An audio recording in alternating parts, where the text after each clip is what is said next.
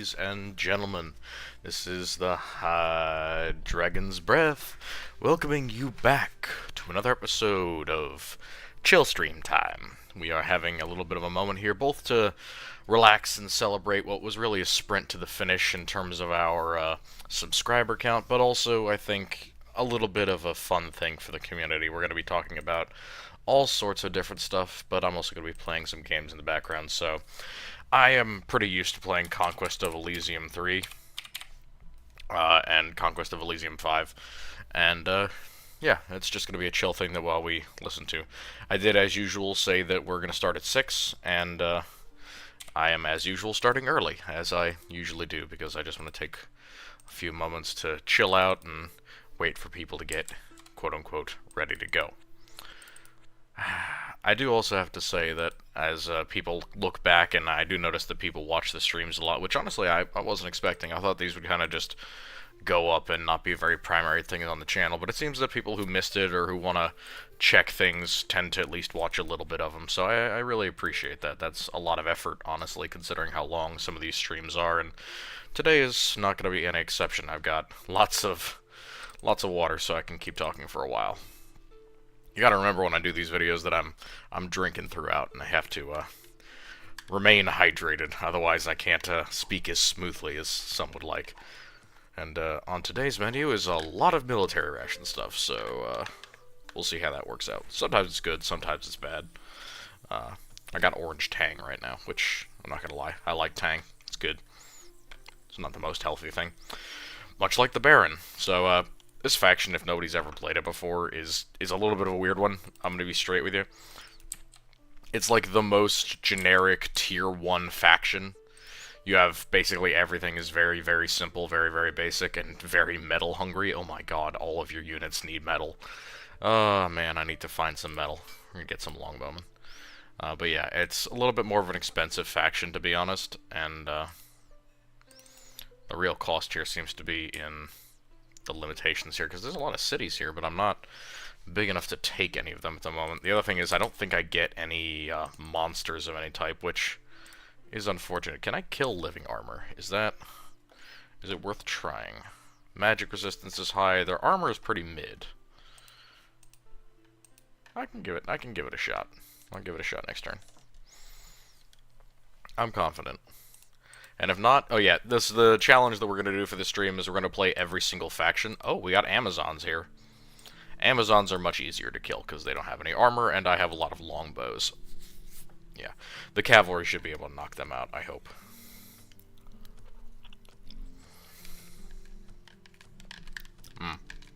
But yeah, the challenge for this stream is going to be, can I play through every single faction? And we're going to see how many of them I win versus lose with. We're also going to go over all of the different homebrew ideas that both you guys submit during this, and that have been submitted already for the community. Some of them are public on the post that I made, other ones are just on our Discord, so we'll be going through all of them.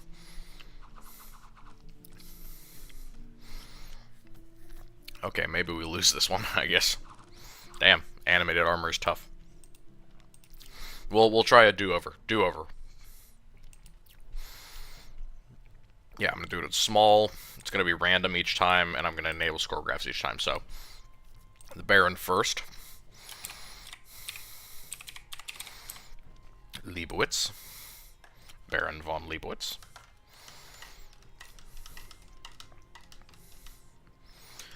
Alrighty. Yeah, see, the other weird thing is that, like, you have cavalry, and then you have, like, really good infantry.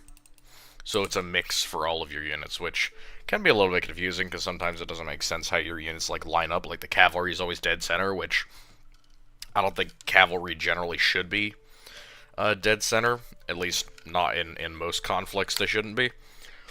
I mean, we see it like Crécy and Calais, how putting cavalry in the very front and having them be the lead of the charge is a high-risk, high-reward strategy. And, I think it's a little bit less reliable, honestly, than just using them the way that you should, which is for envelopment. But, you know, who cares? It's a fucking 2D block game. I shouldn't say that. We can hold things to higher standards, even if they are not the most ambitious of game designs. Not even like making fun of it. I actually love this a lot. Good evening, my friend. Hey, good to see you. I haven't seen you on the streams yet. It's good to have you here. How's it going, my friend? We're gonna be hanging out for a bit and letting people get on. Then about 6, I will start. So maybe in 10 minutes, I'll start reading out all the ideas that the homebrew has given us. But yes, welcome. This is our celebration stream for our 500 subscribers. It is a great day, one that I didn't think we would get to, but I am very happy that we have. That is a fucking wolf. Come here. Sometimes I hate the animals in this game. For real. They're just such little bastards. Going around stealing my settlements and shit. Yeah, see, the issue with the military tang is that it does not dissolve in the water. It just kind of leaves a bunch of orange, chewy sugar at the bottom. Which, while tasty, is not exactly appetizing. Hey, old weapons master. Cheap elite units. Gotta love them. Ernst. It's a very German name as well. Which I guess is just Ernest or Ernst. Like Ernst Braun. Or whoever the hell that dude was.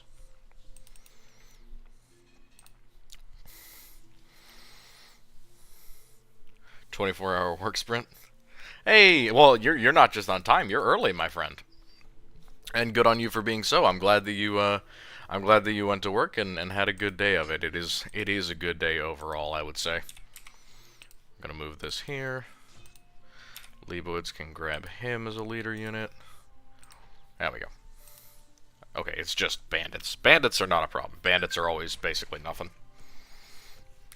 There's my alarm to start streaming. Gotta love it.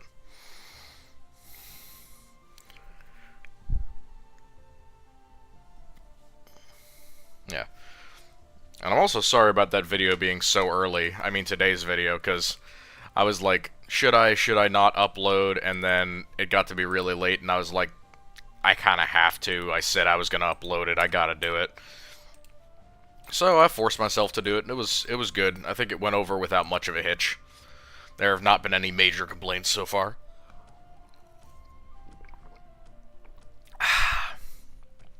Here's another weird one I don't really get, the Oni in this game, because they're kind of like orcs, but they're orcs from Japan, which, I mean, if you know anything about orcs from Japan, they're different.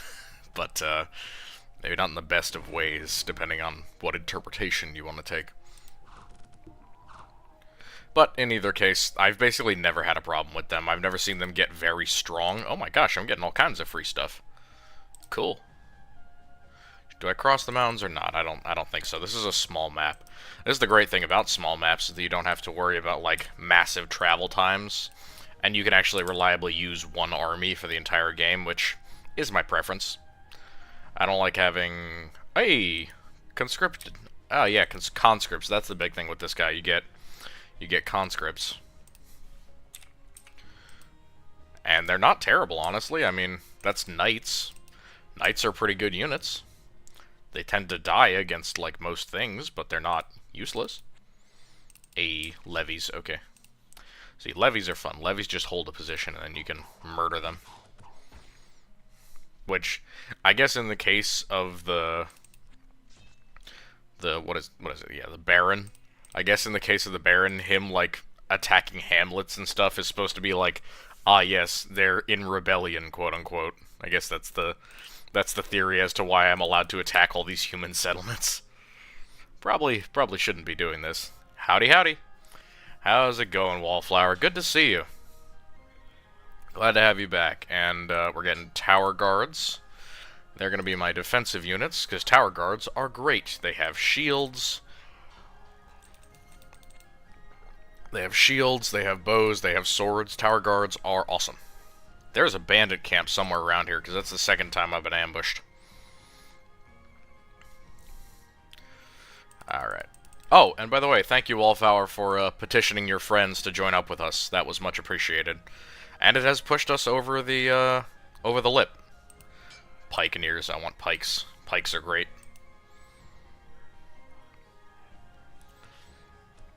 The other great thing is that the Baron gets access to longbowmen, which are awesome. And they can delete most things with one shot. Alright. There's long deads over there. Don't need them. Problem is my economy kind of falls apart during the winter because I rely on farming.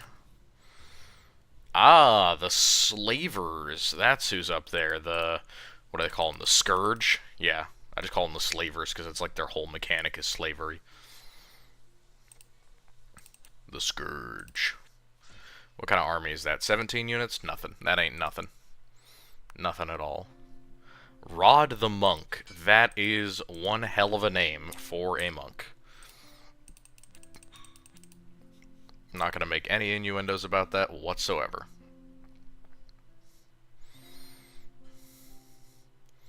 Yep. Well, it's kind of because longbows are OP in real life as well, to a degree. I mean, there's a lot of overstatement about how good they are exactly, but they're really not bad. The extra range and the armor punch is great. Okay, yeah, no, this... Yeah, that's the actual Scourge... Oh, no, it's a Scourge Herald. Never mind. Oh, yeah. That would be very nice. I would appreciate anyone coming along, but, you know, you are part of Corrupt Contender, so you gotta let them know what the situation is, because I swear to God, that position, that one character in CC is genuinely fucking cursed somehow. That is the second time that we've lost someone. We've lost nobody else from this campaign. Nobody else has, like, totally signed off if they were in a character to begin with. He is the only one who has killed 2 players. One veteran and one newbie. And I was like, why? He's not a hard character to play. He's in fact very, very simple. He's like the most basic character. You just play a corrupted Inquisitor. How hard is that? Apparently, very difficult. But yeah, I don't know what happened to that person. I know they're still on the Discord. I'd love to say hi to them, but I don't see them as much anymore. Maybe they've... I hope they're all right, but I have no idea. Oh. Someone is, speaking of corrupt contenders, somebody is messaging me on that thing. More tower guards. Tower guards are the most important unit that I get access to. Yes, and a whole bunch of spearmen and knights, which are great. Ghouls. Do not like ghouls. I'd like to kill them. We're about a minute out, and I'll start reading off the ideas that we've had so far. Had quite a few of them. Oh boy. Yeah, that's the other thing. I mean, burnout is one thing, but at the same time, I have to be like, maybe it is the character, because I have to consider what it takes to play the game, because you know me, I don't play the game nearly as much as I run it. I don't play it nearly as much as I run it, so I don't necessarily know, like, quote-unquote, what it takes to play the game. I'm always running. I'm always on the other side of the screen, other than when I'm playing Nadzabar, so I'm like, I don't know. I don't know what exactly that looks like for a lot of people. What the fuck? Why can't I move? Okay, I can move. But yeah, I don't blame anyone for it. It's just, that's how it is, and for some reason, Sec just kills players. I don't know why. Man. I'm sure we'll find somebody for it. Otherwise, I can just NPC Sec, because half of his campaign is just sitting on Garyon, being very sneaky for a long period of time. And then eventually he gets to be open with the rest of us.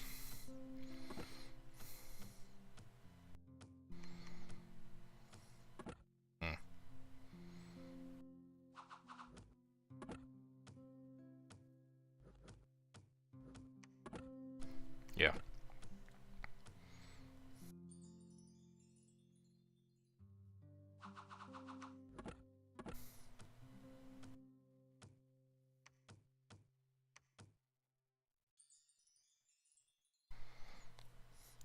Alrighty, so it is time. I'm gonna start going through the good licks for our group.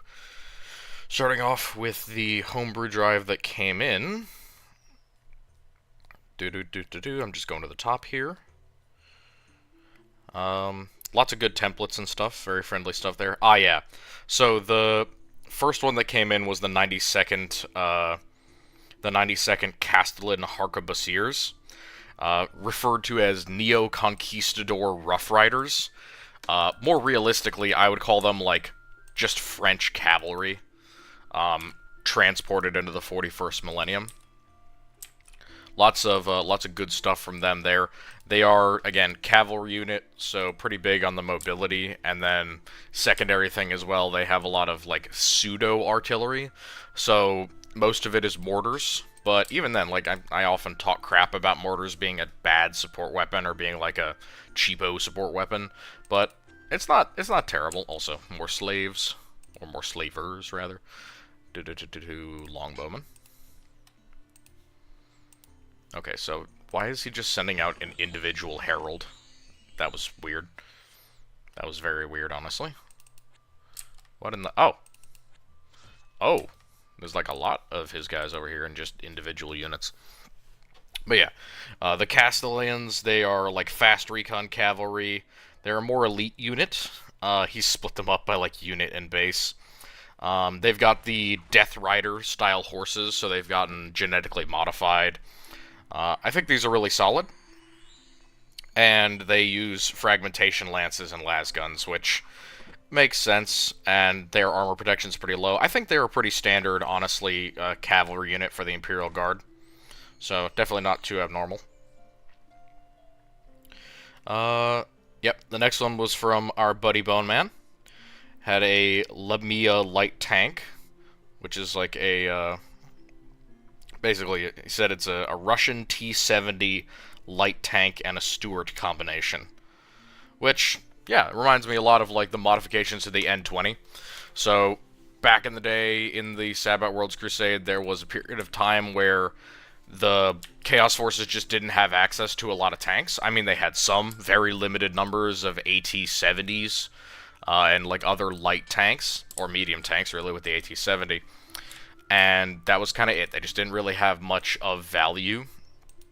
And they would try and take the N20, which was much more numerous because it was a light personnel carrier rather than an actual armored fighting vehicle, and they would put on different turrets, different guns. One of the big things that I remember is early in the war they would start off with using a lot of energy weapons, whether it was like multi-lasers or something like that. And they would do that because it was cheap and inexpensive to keep a multi-laser fed. So you didn't need to worry about ammunition, essentially. But that would eventually get phased out for obvious reasons later on in the war because we had access to more stuff and more weaponry and equipment. That is a lot of snakes. Oh my god. Yeah. Tower guards are just the absolute best. Gotta love tower guards. Bing. Bong. Also, did you notice that the speak thing, the text, shows up with how many times you guys have talked now? It gives me like a number 1 and number 2 chatter, which is hilarious and very Twitch-like, which I don't know how I feel about that. I don't know. Some people don't like the Twitch way of doing things. I don't particularly hate it, but I do find it a little bit funny. Oh, that's not fair. I think I can take this. There's an assassin. Assassins are annoying. Also, I don't know why the Baron has, like, golden armor. But yeah, let me look up more about the Lamia equipment-wise, because I'm going to go through all these in more detail. Yeah, there's ranks. There's ranks now, which is hilarious. Core choice for troops. Models per unit out of the box. Yeah, there's a lot of details on these. What's the weaponry like for this? Oh, he's even got, like, details on the STC for it. What's the weaponry? Alto cannon and a coaxial heavy stubber. Yep, a heavy stubber on the cupola. A hull twin link. Yeah, that's about... I mean, you've kind of just made a Panzer III. I don't want to say that you've just made a Panzer III, but you have kind of just made a Panzer III, which... Respect. I like the Panzer III. No downsides there. The other one that Bone Man gave us, which is a lovely one, is an aircraft that's like a mod on the Valkyrie, modified for Sister's use with a ground attack flame weapon, which I'm gonna have a lot of fun kind of modifying and talking about them.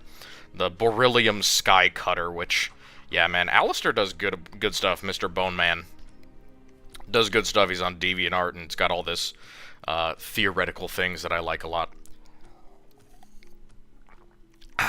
I've probably honestly seen some of Bone Man's stuff before when I was looking around DeviantArt. I don't troll DeviantArt much, unless I'm looking for artwork, but yeah, in that case. Then, of course, we have you, Wallflower.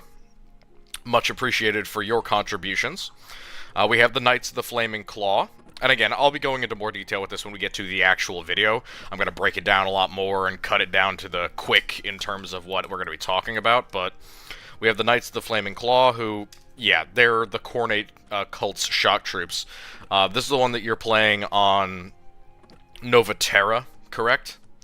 And the idea was essentially, what if we went with the classic Warhammer Fantasy version of Khorne cultists? The idea that instead of having a Khorne cult that bows to modern pressures and changes their ways to fit in with society, they are a genuine ancient martial brotherhood, or even like a martial tradition, much like the Blood Pact or other forces are. And so you wanted to actually make like Red Knights, like classic Chaos Knights in Warhammer 40k, which I definitely approve of and still do approve of. It's a big one that you've taken on, and one that I think is going to work out very well for you in the meantime. And you're like, yeah, shotguns, pistols, grenades, but also a majority mastercraft and high-quality heavy melee weapons, and of course, heavy plate armor. Important thing that I like to point out a lot of the time is that, Oh, no, so it's not a next time thing. You straight up post it underneath that announcement that I made on the post page. Just comment on that post, or the other thing is this is a acceptance thing for Homebrew Ideas, so if you type it up here, I will see it, and I will be able to identify what you wanted. So if there's a next time, I'm probably going to submit my Marines homebrew. Love my third world copper stealing Marines. Didn't submit them at the time because they had some work to be polished. Here's the thing. It's going to be a couple days before I even do this video, and it's going to be a full tier list video of the way that I've been doing it thus far in all the other videos. So don't worry. Not only do you still have time, I would highly recommend that you go and turn it in right now. There's nothing stopping you, so go right ahead. And technically, if you wanted to add more details of it on stream, I would be more than happy to hear of it now, and then you can go onto the Discord and submit it yourself, or you can just post it into the YouTube comment replies at your will. You're free to do so. Yeah, big aesthetic vibe was the Knights in Carmine from Fantasy. Less crazy Khornate Warriors of Chaos, but real Knights with the red corn and skull aesthetic. Lovely. That is lovely, and it works very well. Holy shit, that's a lot of Knights. Okay. Speaking of Knights, okay, how much metal do I have? 20. Okay, yeah, I'm just gonna get more cavalry. Boop. Extra. So is there a difference between the cavalrymen and the knights? Knight, lance, broadsword, hoof, lance, broadsword, no hoof. And the knight looks like it has more armor. Okay, so it's a strict upgrade in most cases. Okay. Makes sense. Who is next on the list? We have the Knights in Carmine. Already went over them. Oh, the Bloody Claw of Yeomanry. Recruited from the Bloody Claw of Novaterra. Oh, so these are further folks. Oh, I didn't read all the way through this. Unrelated to that cult. Okay, so yeah, you're gonna get a third one in Wallflower that's gonna be unrelated to the cult, but these are your Yeomanry, motorized infantry support. Okay, yeah, so these are your cultists, essentially. Where the rest of them are, like, your acolytes. These are your actual cultists. The more, the more low-quality, units that are just kind of base infantry. Which, you know, makes sense. Reasonable to me. Every cult needs its meat shields. Every cult needs it. Also, my god, a bunch of deer versus a line of 20 knights is just a hilarious fight. And you've got some nice art with them, honestly. I mean, these are cool cultists. Where did you get this, Wallflower? These are nice. I mean, they've got body armor, they've got 40k accurate weapons. One of them looks heavily intoxicated, a fairly standard thing for Imperial cultists. Hey, the Dwarf Queen is dead, thank God. I do not like dwarves. I do not like dwarves whatsoever.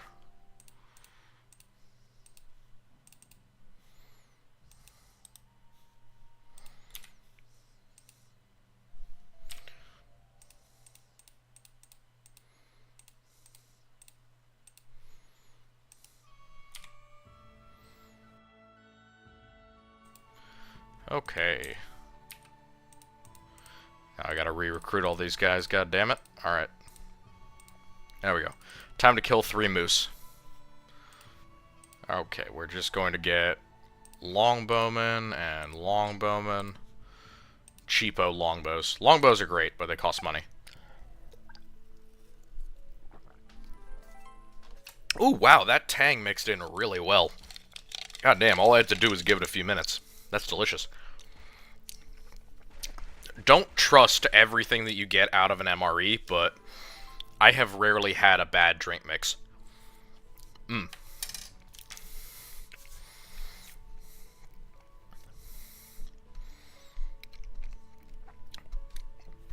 Yeah.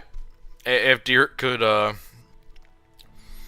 yeah, I mean, they could try, but the thing is, the armor would probably keep them from getting actually impaled. I doubt a deer is going to penetrate a breastplate.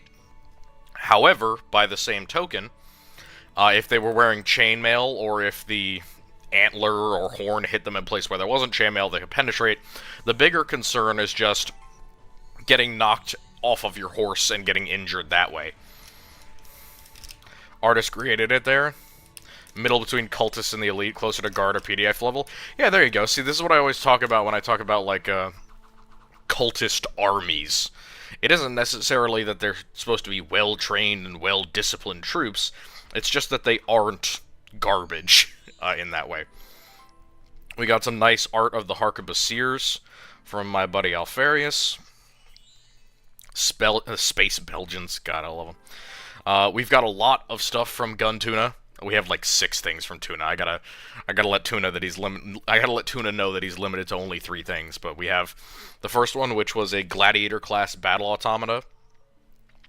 Essentially, he wanted a Mechanicus something, a Mechanicus automaton, a Mechanicus robot that could be used for combat inside of ships, kind of for boarding actions or for taking over weaker, more vulnerable ships. And he kind of went along like the Castellax, Castellan architecture, and then modified that, which is that's a good piece of architecture to take from. Not bad at all. Tower guards. Always need more tower guards. And he added a lot of detail for that, so we will definitely be going into that concept for sure. The next one was the third submission from Bone Man, which was the Virtue gunship. And that was another similar, like, just a flyer for, I believe it was the Sister of Battle. Yeah, I think it is a Sisters thing? Gehenna missile pods, twin-linked rocket pods, crack missiles. Yeah, it's a pretty rocket and missile-heavy thing. Yeah, it does look like it's another Sisters flyer. He was hoping I could institute some concepts for Sisters flying vehicles and just aircraft in general, which I am happy to do. The Sisters could use some more love, both in life and in the lore, TBH. Because some of them are absolutely miserable. This is the thing where, like, oh my god, I have too many leaders. I'm gonna lose some of them now because phase spiders, god, they suck. Well, some of the worst units in the game, they live to kill your leadership. I hate them. Copia. Ah, yes, this great one from Hypnomiso, which was essentially, he calls it the Peasant Warg Masters. I think it's just an improvement on Bretonnian standard cavalry. It's essentially an alt-universe Bretonnia where they bred a large group of like 5 to 6 foot tall big dogs, like giant wolves essentially, and they used them as mounts. So they kind of took the concept of Chaos Warhounds and then bred them for Bretonnian use as mounted cavalry. Really, it's closer to mounted infantry. But either way, pretty good. I like that a lot. And I'll be going into it because he gave me some really lovely artwork. And it looks lovely. Yeah, it's a port of his fantasy setting for D&D, which fits just as well for the Bretonnians, I believe. Hey, Wallflower, why do you have another thing on here? I believe we are limited to 3 each. Oh no, that is your last one. Your Space Landsknechts, which I will look through in more detail. Highly adorned carapace armor, hellguns, yeah, chain or power weapons, heavy weapons, so these are incredibly high eliteness. The Vendetti Condottieri, which, yes, very Italian, even though Landsknechts are not Italian. As an Italian, keep going. Genetically Italian, by the way. Not making any claims about my current living location, but genetically Italian. Keep that Italian glazing up. That'll work for you in the future. All right, I need a High Lord. I can't get him. Gosh, darn it. We're gonna wait for a minute. See if we can get him next time. So the Condottieri, who, yeah, they're Landsknechts. They're wealthy as fuck. They got good gear. I could be on board with that. More stuff from the wargs. Oh yeah, great artwork and detail for the wargs, which are lovely. I'm gonna use that for sure. Alright, and now let's look at the YouTube comments, and I'm not reading everything that Gun Tuna left on there, because God knows it's like 7 paragraphs, but I am very appreciative of it. Yeah, rented out to other worlds. See, it can happen. Regiments have lots of rules and lots of ways to deploy their forces. And they have the option to do that.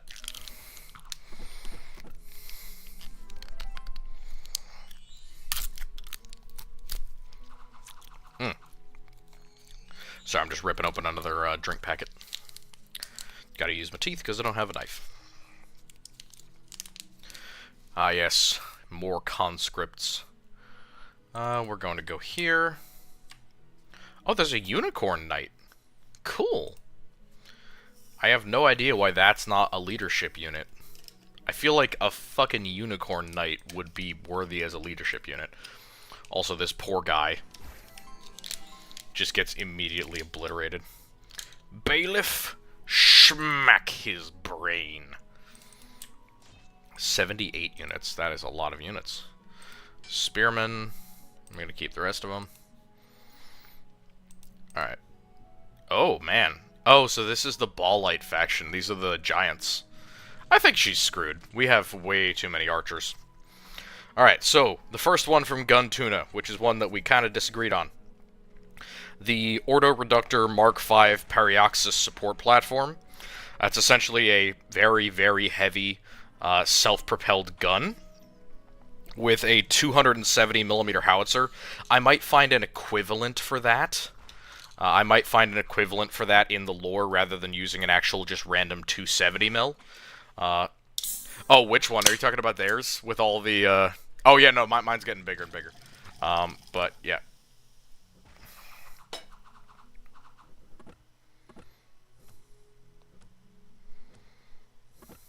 Ah, yes. You're... Ah, I see. I've now connected. I did not know that was you on Discord. Good to hear it, bud. Yeah, it is a pretty solid Doom stack. I mean, I need more knights, but I can always refill them. But the big thing is that I have this line of tower guards and then 2 lines of archers. If I can maintain that, I can kill basically everything. Yeah, so I might modify this slightly. He also put in some other weapons, like phosphor Gatling weapons and 40mm thermobaric cannons. Probably going to go with the phosphor Gatling weapons, because, let's be honest, for an artillery gun, it's going to need something like that. I might say the 270's easily replaceable by a Demolisher, or a long or a lengthened Demolisher like a Medusa's siege gun. Because Medusa's siege guns are fucking massive, like... And for a self-propelled gun, that would make it about as well armed as any other tank or even super heavy in the Imperium. So I think it fits with the Mechanicus that they would use a Medusa instead of any specific or unique items. So we're on board with that. And then, of course, Ordo Reductor is his requirement for that.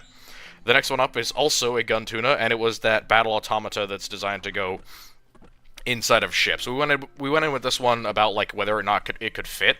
But we came to the conclusion that it doesn't really matter. The idea is essentially it teleports inside of whatever area it needs to destroy, or possibly, even more dangerously, multiple of them deploy. So you would have just all of a sudden 2 of these giant constructs teleport into the bridge and the Enginarium at the same time, and like the video that I just made was talking about, that's all that you really need to do in order to ensure that you take the ship, or at least disable it, so perfectly reasonable there. Have no real problem with that one.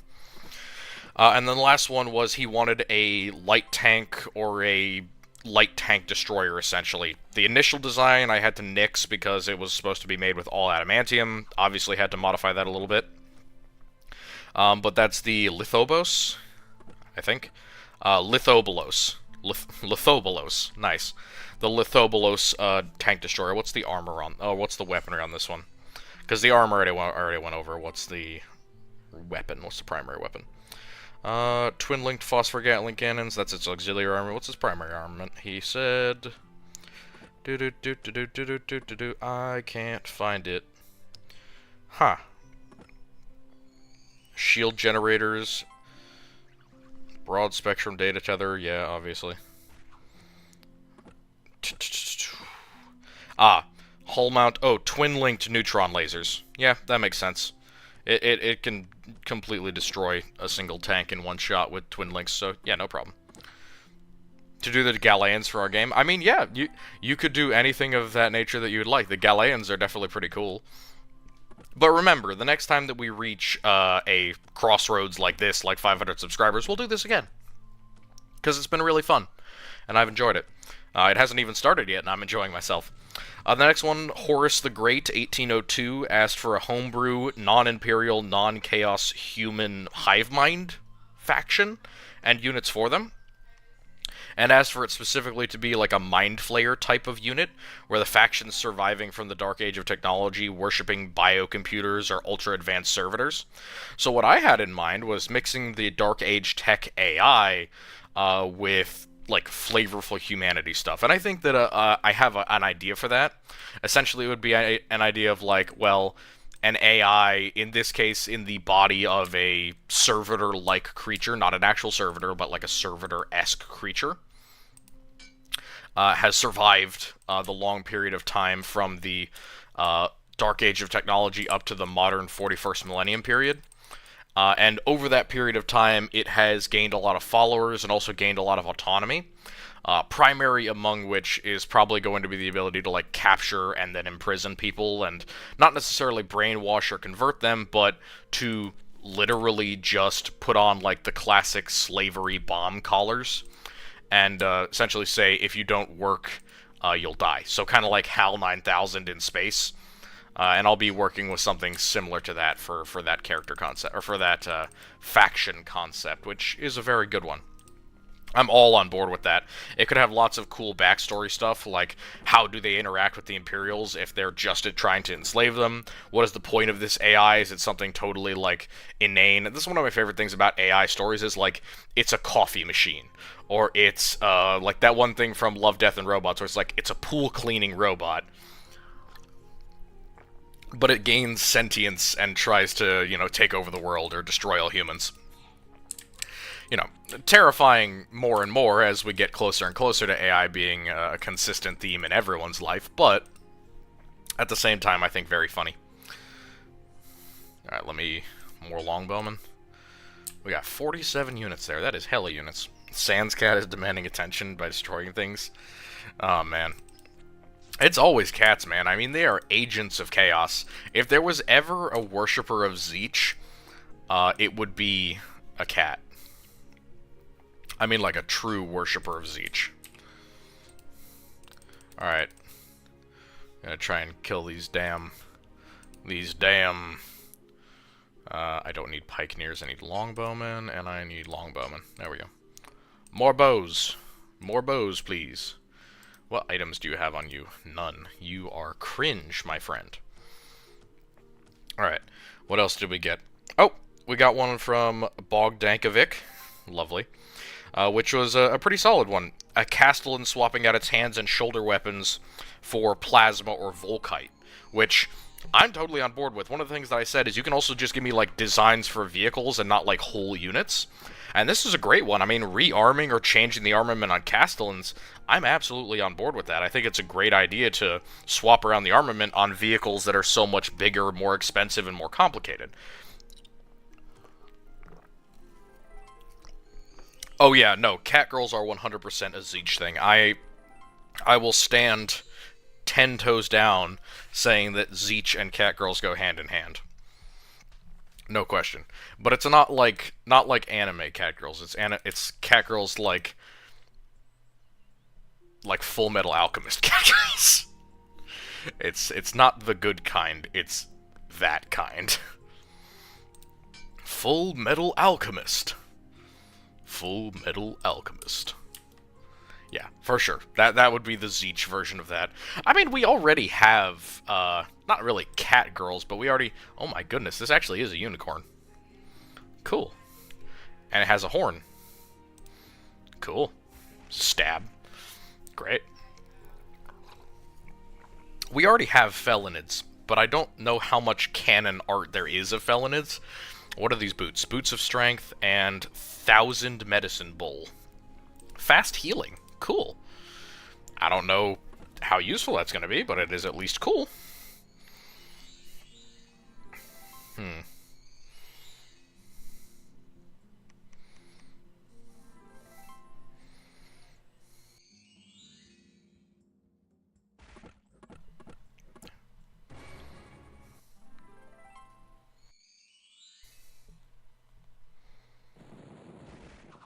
Alright, my Doom stack marches onward, and it will grow in size.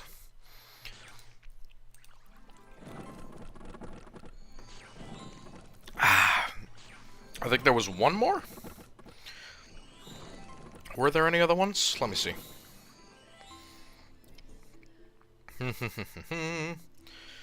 38.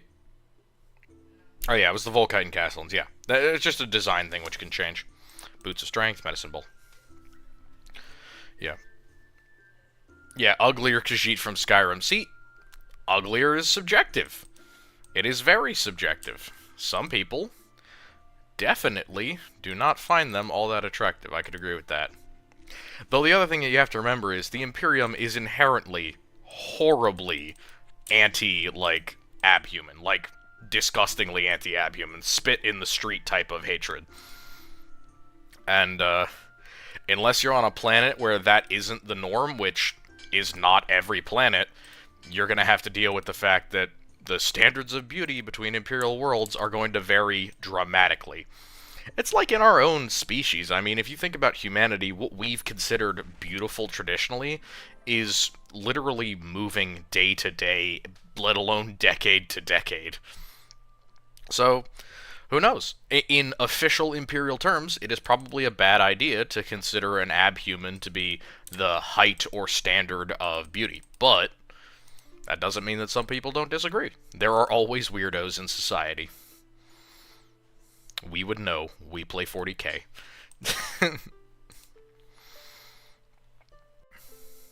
Also, let's be honest, even on our own day, people still find Khajiit weirdly attractive, which is more of a them problem than a rest of us problem, but not to worry. I'm sure they'll be institutionalized soon. I'm kidding. War dogs. Yeah, see, this faction has war dogs, and I don't really know how I feel about them. They're not great. Oh, yeah, well, Ermune, like, I don't even think Ermune has beauty standards. It's a forge world, where the population basically reproduces because, well, because there are family units that stick together over long periods of time. It's not exactly like they're living a happy, fulfilled life where they can enjoy the benefits of domestic bliss. This is just not how it works on Hermione. It's a lot more of, well, I have a family because I met this person and we have a child now, and welp. Unfortunate. Just how it is. But that's on a very, very privated Forge world.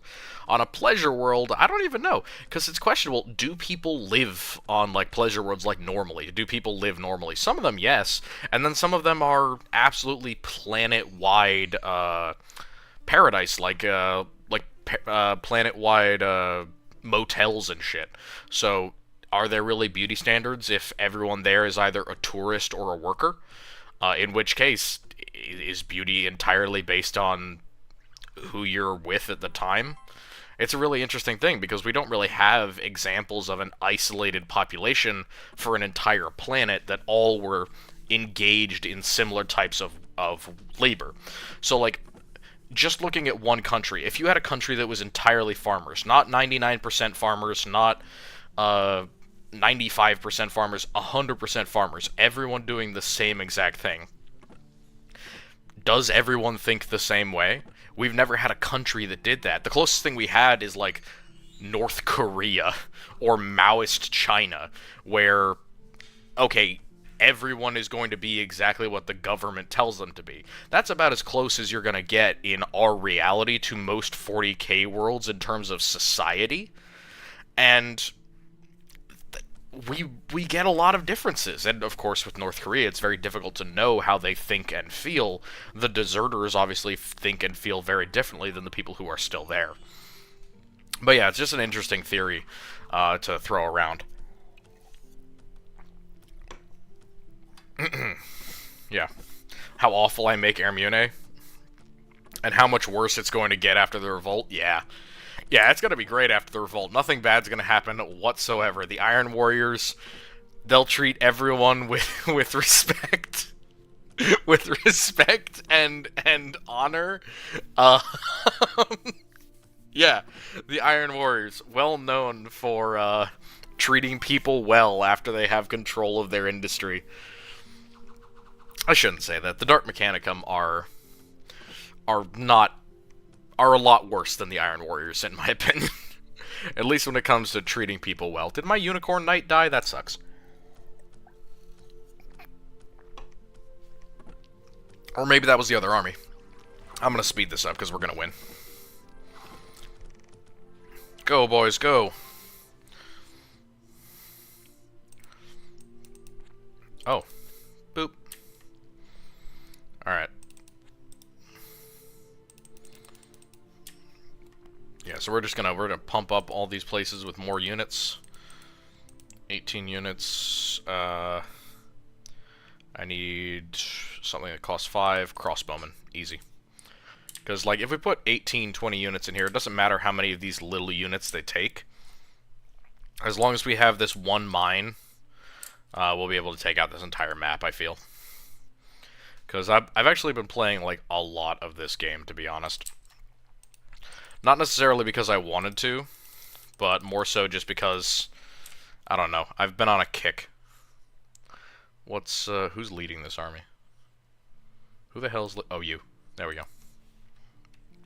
Alright. And, 87 gold. I need to put something here.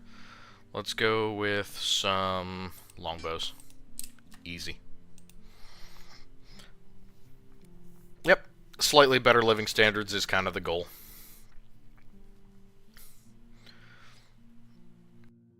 Yeah. Urban renewal via orbital bombardment is a wild statement. However, it is quite true in the case of Hermione. It is a miserable place that honestly could be improved by orbital fire. I mean, just the Bone Forge alone, there's a lot of those areas that are so under maintained, and in some cases, honestly, poorly designed. 43 versus 164. I think I got you beat. There are some of those that are so poorly maintained and designed that they might benefit from being flattened before they actually get resettled. Urban sprawl style. Do-doop. Do-doop. Do-doop. Alright, time to take on the Temple of Baal. This is a difficult map. 2 tower guards, mostly longbowmen, and swords. We're gonna get one thing of swordsmen in there. Because dogs are not very good at holding the gates, and my cavalry, or my archers, need time to do stuff. Okay, so they have like 3 archers. They are fucked. Though these are, can I say, these are some of my favorite units in this entire game. The Baalite Heavy Infantry. Now, Baalites are not known for wearing armor. They don't tend to wear a lot of armor whatsoever, and in fact, they only have 2 armor, which is pretty mid. But they have massive shields, And they also have 4 magic resistance, which is really good for infantry. But I love it as well because they're basically normal heavy infantry, just modified to the ball light flavor. And amongst all of the ball units for the cultist witch, I love these a lot. They're really cool. They're expensive though, but they're kind of worth it in my opinion.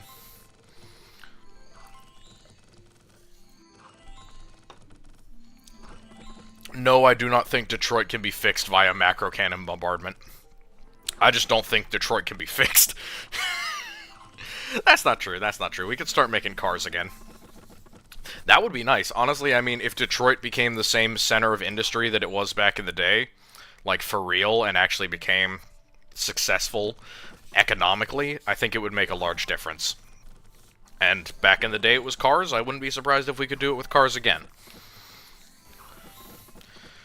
Okay, come on, Unicorn Man. Win. Holy shit, he is tough. He just tanked like 5 arrows in a row. What a badass. Oh man, there's another unit of these assholes? Use special powers. Only possible in Brigand Lair, raise levies, raise fort, coronation, appoint vassal. No, none of that helps. But I can do this. Time to cleanse my enemies from the continent. Time to cleanse my foes from existence. Alright, we're just going to put quickly longbowmen here. 32 units, 52 units. We're going to put some devil dogs here. And keep going. Alright, what do we got here? Ooh, here's another one. Ball Light Zealots. They're cool. You know, maybe I will play the Ball Light faction next. That would be very, very nice. Not bad at all. Salvage and Recovery Regiment, totally not Space Detroit. See, Salvage and Recovery you wouldn't need a regiment for because there's already thousands of local private individuals who would do that. I mean, like I said in like the merchantman video, there's plenty of merchantmen who already do salvage jobs. So it's like a little bit less efficient to try and have a regiment do that. Problem would be that most of the motor industry would be automated, so not a lot of factory jobs to the local economy, methinks. Well, you say that, but somebody's got to build those factories. That's industrial jobs, that's construction. And what happens from that is then the monetary value that's gained via those factories, whether it's their construction, their maintenance, etc., that goes to those families, and those people are more likely to invest and increase the value of business. You have to think about the long-term effect of, quote-unquote, more jobs. Industry is more jobs, even if it's not working directly in the industry. Again, that's an optimistic look at it. You could argue if you bring it out, you could bring external firms from outside the country, but that would be the opposite of progressive. That'd be regressive. That'd be going back to foreign-owned companies owning most of the business, which is not what we want. Not what any country wants, really. You want to own your own business. That's why basically every single country in the 1960s immediately tried to nationalize whatever industries they could get a hold of once they gained independence. The primary mode of independence, as seen by a vast majority of countries in the world, is economic independence, which is built on nationalized or on privatized but nationally owned industry. Not saying that we should nationalize the fucking industry, I'm just saying, you know, buy American. That's my take on that. I don't want to end up like Libya or Tehran, but that is what they did, because that was their idea of what independence as a country would look like, and they weren't wrong. Nationalizing industry is an effective way of making sure that you don't you are not at the whims of another nation or another people, honestly. More archers and war dogs. Bing bing. Alright, we are running out of cavalry, but that is okay. Cavalry is a mindset. All I have to do is run fast enough, and I will become cavalry. See how that works?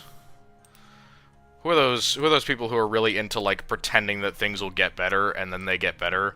The people who are all about, what is it, visualization? Isn't that what it is? Visualization? Yeah, I'm gonna be 100% honest with you, I don't know a ton about Argentina. Like, my knowledge is kind of limited to Eastern Europe and Asia. My knowledge of Argentina is not all that strong. I'm very sorry. South America is not my area of expertise. I do know a little bit.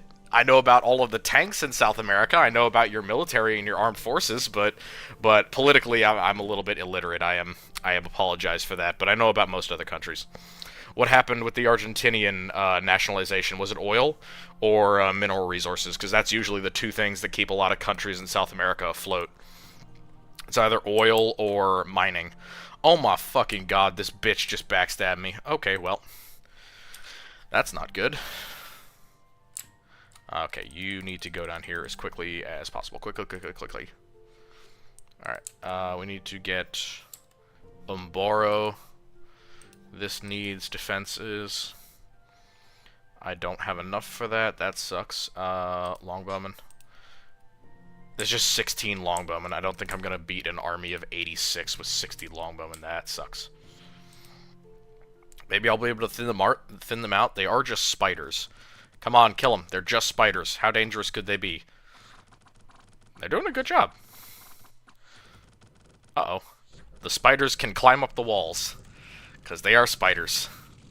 Well, we did mess them up real good, so I'm on board with that. We only killed about half of them, but that half is half that they don't have anymore. And this unit needs to go. We're gonna get some stuff in this tower. That's a necessity. Crossbowmen, a good tenor of crossbowmen. That's 31 units. That'll help make up for our issues.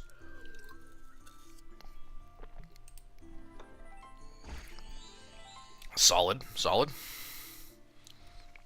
Oh, she's coming back for her own stuff. Alright, we're gonna try and interfere with her attempted move. Yeah, I think I'm just gonna put more stuff in here. Maybe... Oh, there's a monk. We can get a monk, and the monk can recruit all these guys and head over there. This is good. We either interfere with her, or...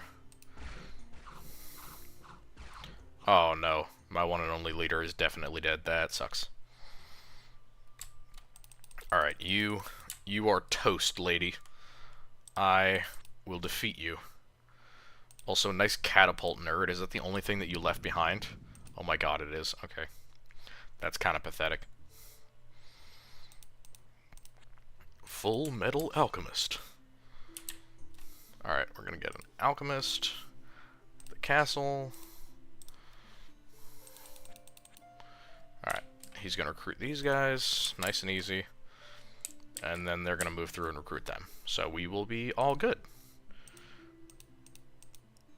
No units there. We're gonna get crossbowmen here. And some longbowmen here. Nice and easy. The important thing about these guys is just backing up your units. War of the Triple Alliance, Paraguay versus literally everyone. I will take a look into that. It's generally just an area that I don't get into because, well, for a lot of history, they're not interacting with... To my knowledge, they're not interacting as directly warfare-wise with many other European nations. I know that's a little bit a result of American foreign policy, but for whatever reason, it is the case. I forget exactly what doctrine. Monroe Doctrine? I think it was, yes. Child of guerrilla war. I assume you're talking about Paraguay? Oh, I was looking through earlier, and I was finding stuff for the Brazilian military. Because apparently they're doing both overseas recruiting for, like, mercs. This was a while ago, but they were talking about, like, finding American contractors to work with or for their military, which I don't know how that's going to work out for them, but you do you, I suppose. Also, these poor bastards fighting literally the monsters from, like, Odysseus. Come on, get them, halberd boys. This is definitely a fair fight. We actually killed some, which is not bad.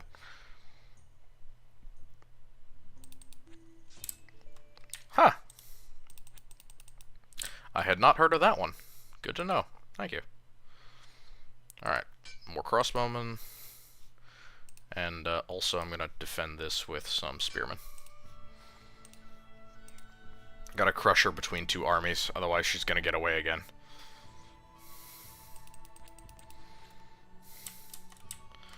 Alright. And I need another thing at this tower. What can I get? Let's get spearmen. Doot, doot. They run out of men to send, so they gave rifles to the kids and taught them how to fight in the jungle. Woof. That's rough. Though, I suppose not unprecedented. There have been plenty of countries that run out of men and go to child soldiers. It's not a very good thing. They're not very effective, but has happened. Iran did that, and their method of doing so was a lot less humane than... Well, nothing about it is humane in any way, but their way of doing it was particularly horrible. Oh, your thoughts on your homebrew faction? I already went over it, but it was good. What I had in mind was something like a servitor AI, or like a really complicated AI, in the equivalent of like an orc rock that captures and puts bomb or neck chips on humans and kind of mind controls them in that way. They're kind of an extension of its control.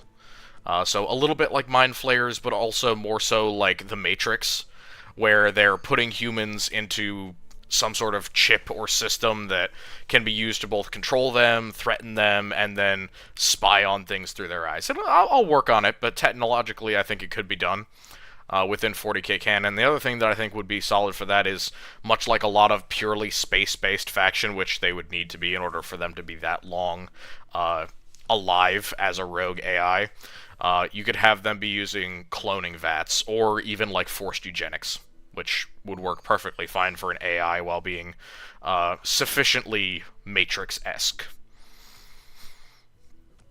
African dictatorship in Guyana?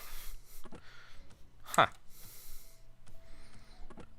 I mean, there's a lot of wild African dictators, I'm not gonna lie. The whole of, like, the 21st century has been a mix of... Well, no, the 20th century as well have been a mix of wild African dictators. Of various levels of sanity and human rights violations, but... Yeah. It's always an interesting story, just not necessarily one that you want to, hear again, so to speak. This is actually a solid fight right here. They got a nice front line of spiders and scorpion beasts against a whole bunch of knights and my unicorn knight. And we're probably going to have to deal with them coming over the walls, yep, immediately. I think we're going to lose this mostly because of these giant spiders, which suck. Yeah, but about your homebrew faction, I have collected it. It will be included within the thing. I'll just try and make up some extra stuff about it using what you suggested, so don't worry about that. That'll be included. I think we are probably going to lose this. Is this a knight? Yeah, it's a rando knight. Unfortunate.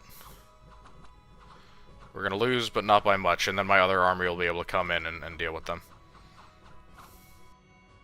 Well done, buddy. Fought to the absolute end. What a Chad. Alright. What has no units? Okay, this one. And then we need longbowmen and war dogs. There we go. See, we lose out on money after a while if we don't take care of everything. Alright, Leibowitz. You got this.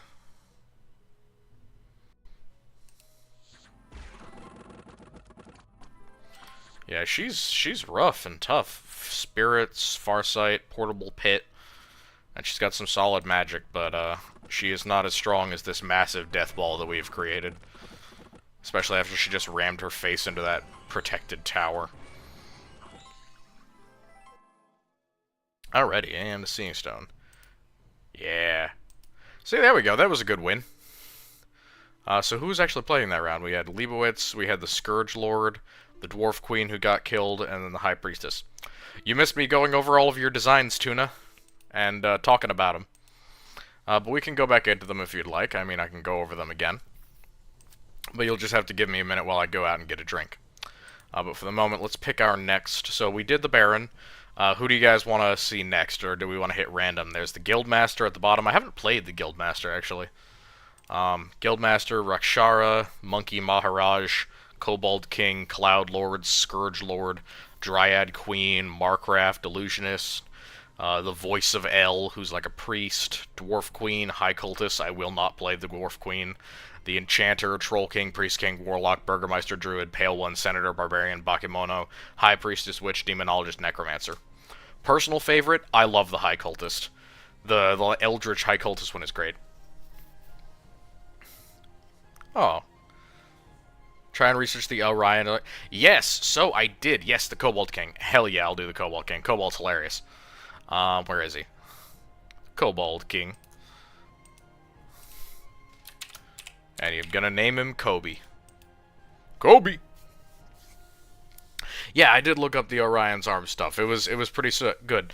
I do already know a lot about the SCP wiki as well. So, do not worry, I'm on that. I'm not sure how I will get those into a video, if that is something that you'd like, but it might be a bit of time before I can do that reasonably. Alright, we are in a desert, which is not great for the kobolds, but also not terrible. We start with little dragons, which are adorable. And oases are very important for us. The Republic of Koboldstan. Sure, why not? I don't see why not. White kobolds. Yeah, we're the white kobold faction. We're going to get some winged white kobolds because they're very good. Kobolds are just bad in general, but they're incredibly cheap, like disgustingly cheap. So that's like the only positive thing about them. Oh, and I can get a Storm Drake. That's weird. There we go. Free Drake. What did I say about them being ridiculously cheap? Okay, 10 units there. Good old Horde army. They very much are. 2 snakes. I can overrun them. Can I get anything for 20? No, but... So this has 7... See, I've already got 17 units there. I just have to go back and pick them up. Alright, spiders. Alright, winged archers. We want archers because the kobolds naturally have, like, slings, but the slings are absolutely terrible. So we wanna get archers as quickly as possible, and then as rapidly as possible we want to get a real dragon, because actual dragons basically make it so that you will never lose your original settlement, which is kind of the goal. Yeah, look, all of that just was sitting, waiting at home for us. We're going to try and see if there's anything decent we can convert. White Kobold Warriors. There we go. The Warriors have shields, which is incredibly good. I'm going to take these piers. Yeah, so we get 2 dragons, a bunch of warriors, and a bunch of winged archers, which are both fast and pretty accurate. Nice. Cheap little horde. And, swapping them out. Another Storm Drake, hell yeah. Does Kobe have any spells? Yes, shock and lightning resistance. Cool. Yeah.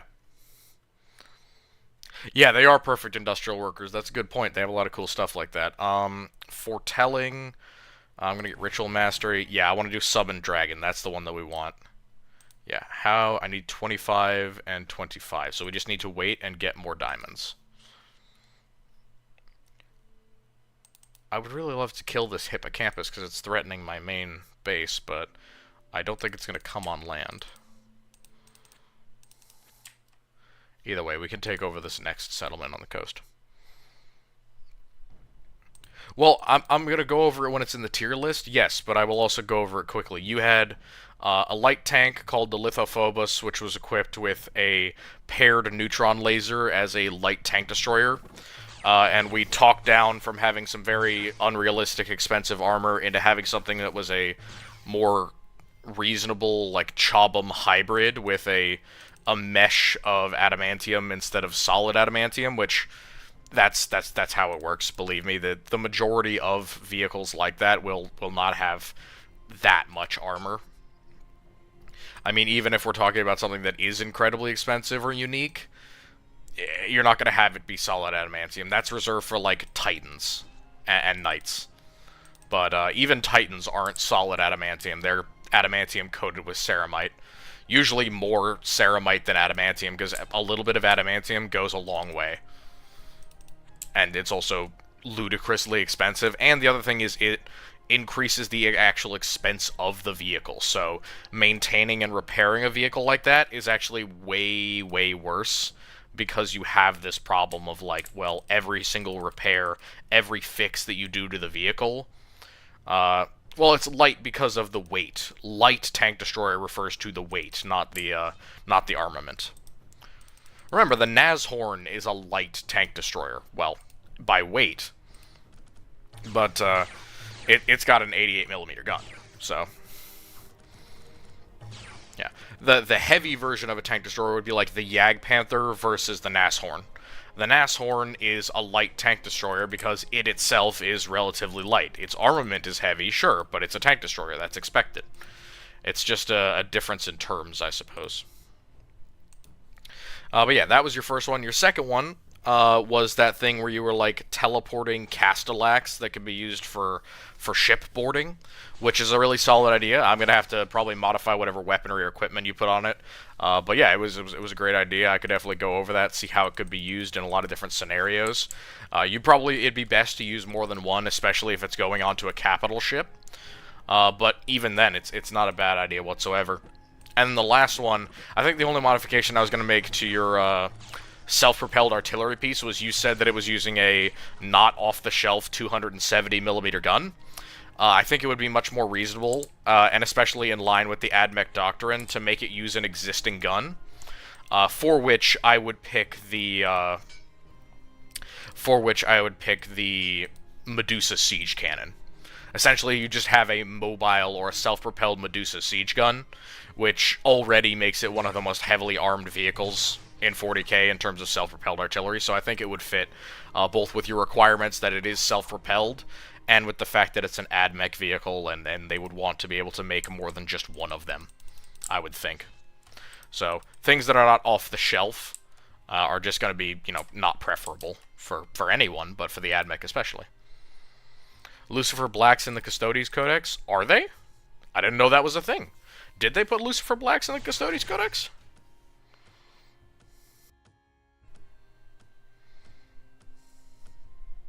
Hmm.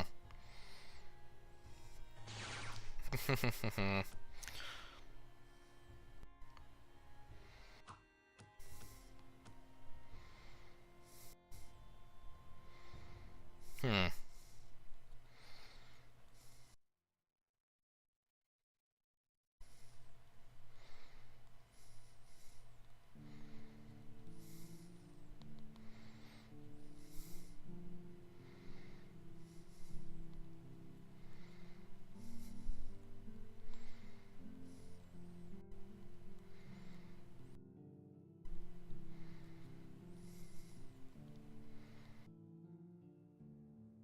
Alright. No, but let's say they did. Okay. Let's say that they did. One, there are two different types of Lucifer Blacks in my estimation. You have Lucifer Blacks that are like the Guardsman Lucifer Blacks, and then you have lore-accurate Lucifer Blacks. Lucifer Blacks from the lore, very specific, very particular type of thing. They are high-grade bodyguards. And again, they are usually in 1s to 10s in terms of, like, squad size. Why would they be in the Custodes Codex? If anything, they'd be more likely to be with the Inquisition, which means that they should be in the Imperial Agents Codex, not the Custodes Codex, in my opinion. So yeah, if you're going to put them in as a regiment, like have them the original, like, Lucifer Black Regiment, that's fine, but they'd go in the Imperial Guard, not the Custodes. And then if you were to do it in a unique thing like that, you would put them in Imperial Allies or Imperial Agents for the Inquisition. Alright, you guys give me like 1 minute, I'm going to be right back, I need another drink.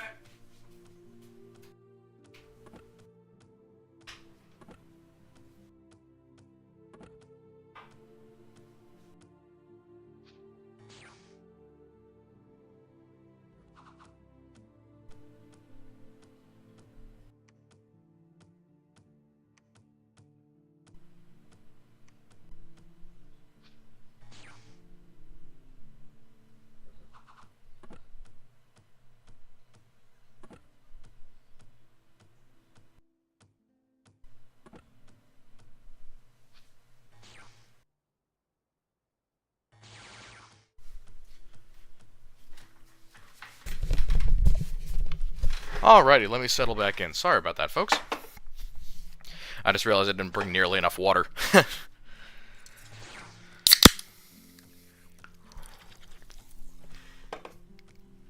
And to be honest, when it comes to Lucifer Blacks as well, I don't even know specifically what they're armed with.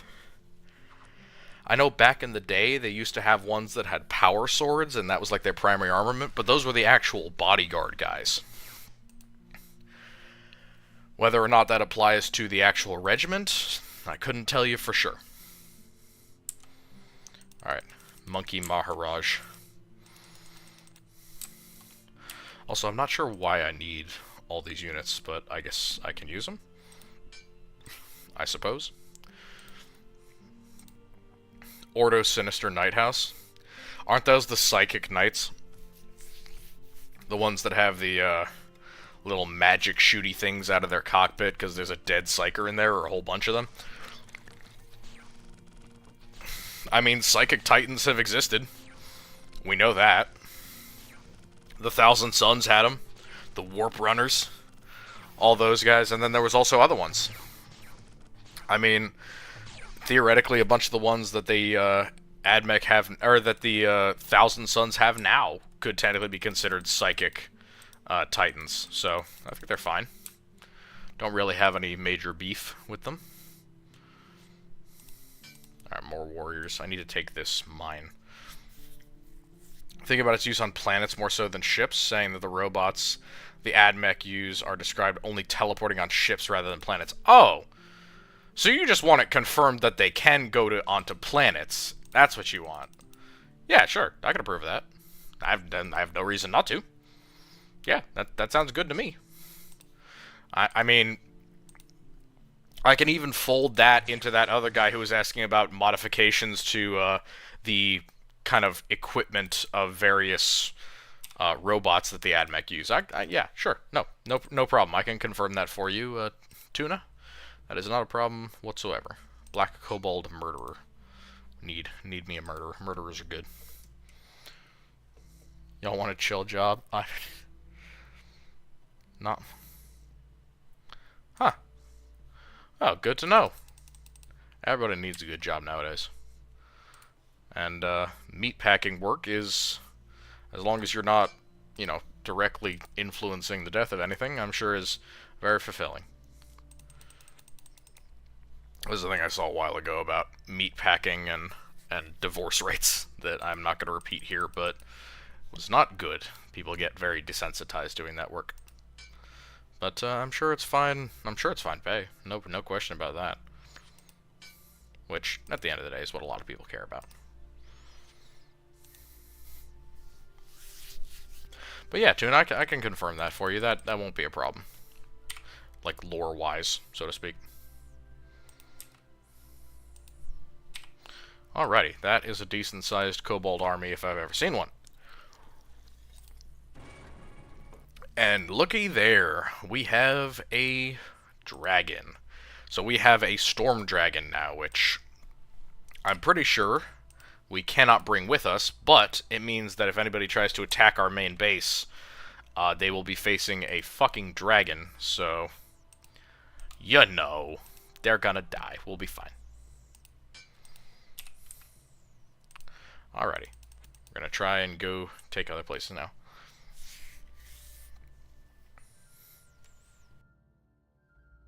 Yeah, that was the other thing people are talking about, like, going vegan after doing meat industry packing stuff, which, yeah, again, it's reasonable. It's like, hey, you're around this stuff for a really long time.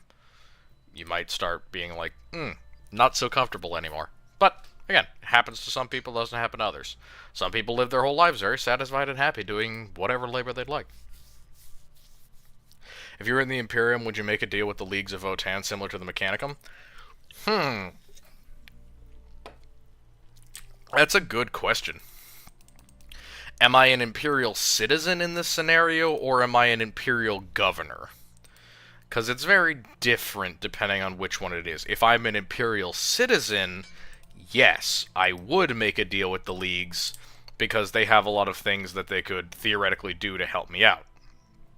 If I am an Imperial governor, I would not help the leagues because there are both too many illegal things associated with them, and they are so far from being a subtle force that I would have severe doubts as to whether or not they could effectively support me. You know, are they actually going to be able to fulfill their word, or am I going to get left holding the bag when the Imperial Navy shows up and says that you've been committing crimes? I don't want that problem being mine. Oh my god, that dragon is doing numbers. Hide Lord position? Yeah. No, I would not make a deal with the Leagues of Votann if I was in charge of an Imperial world. No. Do you have cowardice? Battle fright, that's what it is.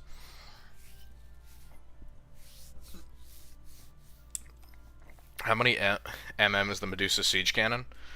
Yeah, that's what I was saying. Yeah, the AdMech would be pissed, you're right. Oh my goodness. He actually posted.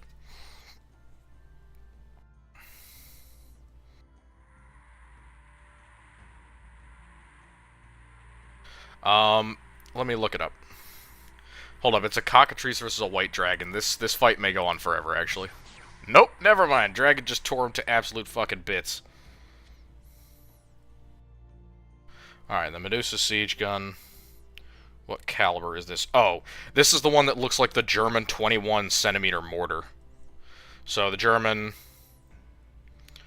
21 centimeter Morser. If you want to look up a reference, the one from World War One, the 21 centimeter Morser 16, is basically analogous to the Medusa siege gun. They are so close. So the Medusa siege gun is probably around 210 millimeters, which is not too far off from the 270 that you asked for. The 60 millimeter difference is pretty much academic at a certain point with heavy artillery. So you think that's okay with you, Tuna? I have no idea what this dragon... Oh, he's just fucking around going and killing other dragons. That's what he's doing. That's pretty cool, honestly, the fact that the AI can do that. Green kobolds. Feel bad for Votann players. Neat idea, but they have jack shit in anything. Yeah, they do. It's because they didn't really think through what they were doing, in my opinion, because if they had really thought it through and they'd been like, hold up, wait, how are we going to get this faction to interact with other factions, they wouldn't have made them so obviously abhorrent to, like, every single Imperial faction. Because at one level or another, they are default enemies of almost every other Imperial faction. Like, there are very few other factions that would be like, okay, we can overlook whatever's wrong with you with the Votann. They just have too many problems. God damn, look at this dude. The dragon stats are insane. It's probably why they're so hard to get, but still. I'm gonna go make a hatchery and call in another dragon. The flame tower. There's probably more phase spiders there. Yeah, they do have just one book after years of being in the game, which is kind of sad. Because they're not a bad faction, I just don't like many of their units and a lot of their design.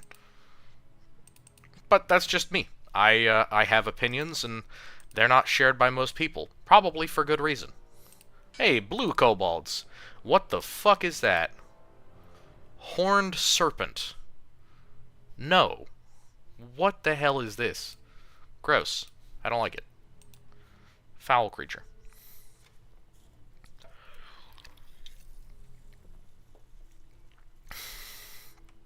Yeah.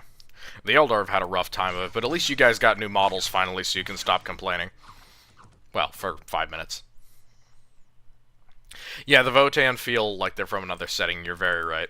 But they don't feel like they're from another setting in the same way that, like, stuff in the 80s felt like it was from another setting. It's not from another setting and it's cool, it's just from another setting, why is it here? That's my 2 cents. But again, I might be wrong. That is just my opinion. Black Dragon Howitzer in mind? Oh! Yeah, there's a reason why the Black Dragon is not auto-loaded. 270mm shells are enormous. So putting that inside of a unit that is actually supposed to move, you're going to be limiting yourself pretty heavily. And also, again, why would you make something that's completely new when a smaller gun will work better, be more efficient, and overall just be more effective? Summon dragon. I can't. Cobalt hatchery? Okay, fine, whatever. I will wait, and I will summon a dragon next turn. But yeah, I would say that the Medusa would probably do you well. Summon dragon. Hey, it's another white. Great. And then we go up to the next location. And next turn we summon yet another dragon. This kind of seems like an exploit. I'm not gonna lie. The fact that I can do this over and over again. Yep.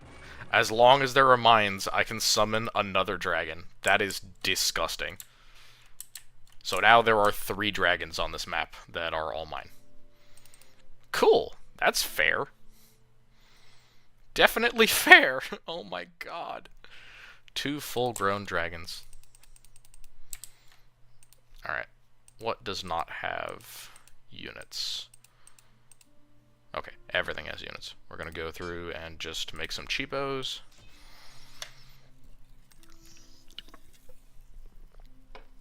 What a classic fight. 1 wizard with a magic sword, a knight, and a bunch of archers, and an alchemist against a dragon. How classic. Bombard than a howitzer? I mean, not really. What's the difference? Well, I shouldn't say what's the difference. The difference between bombard and howitzer just depends on nomenclature. Howitzer is the determination of, like, self-recoiling pneumatic tubes that are requiring for the housing in order to recycle and reopen the breach. In that case, the Medusa is a howitzer. If you want to use the old-fashioned terminology for bombard, you know, back from the 1300s, no, it's not a bombard. However, technically, it is a low-velocity gun, so you could argue if that's your definition for halberd, or that's your definition for bombard, then yes. But in either way, it doesn't really matter all that much. They both work effectively for the job of naming it, so I don't see why that would be a problem. Goddamn. Oh, it's a lightning dragon. Cool. Oh, bro, you picked a really poor place to invade. You do have a lot of magic, though. And maybe you will win. It is just 1 dragon. Wow. That guy just killed a dragon. Weakened dragon. But he is now going to die. Do-do-do-do-do-do. Alright, we're going to grab more white kobolds.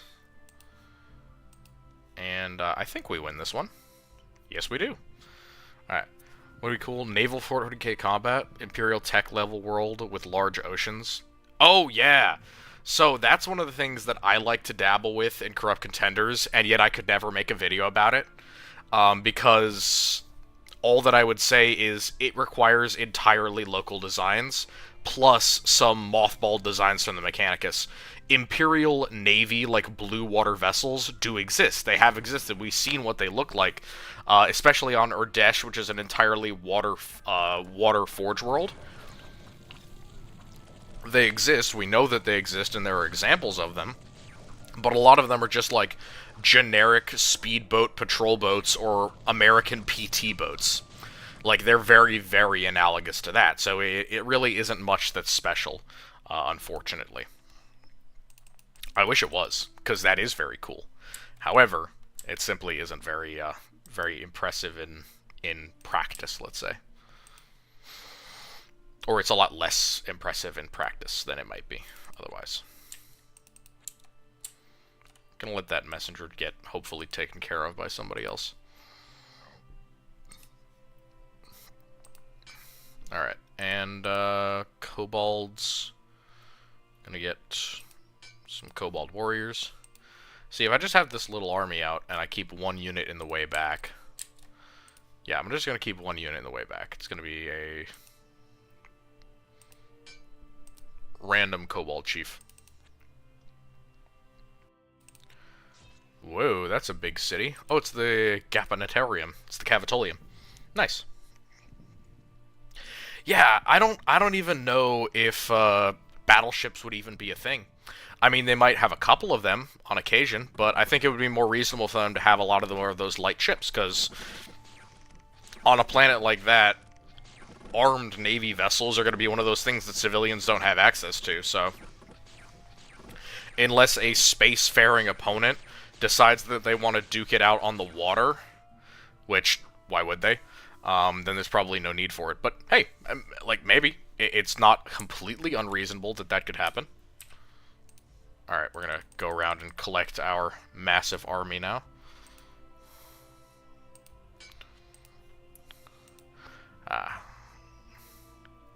Go get him, dragon.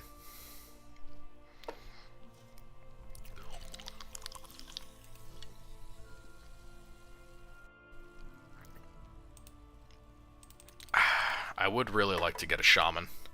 Can I buy that? No, he's too expensive.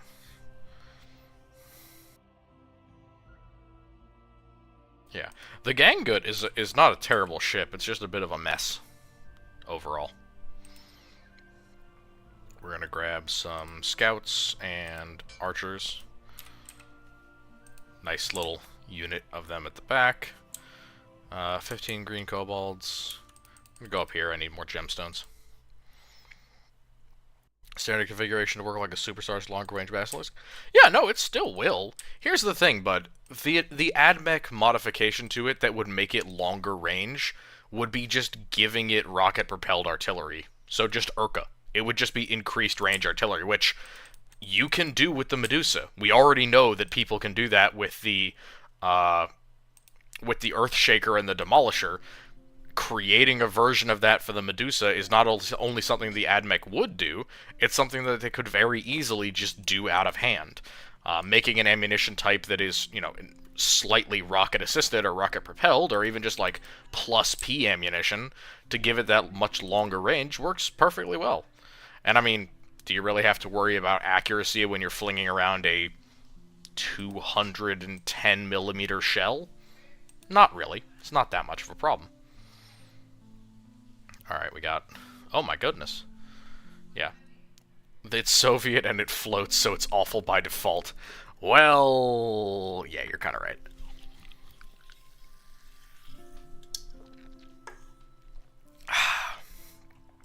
Beyond the Ice Walls series fan wiki? I have not heard of that one.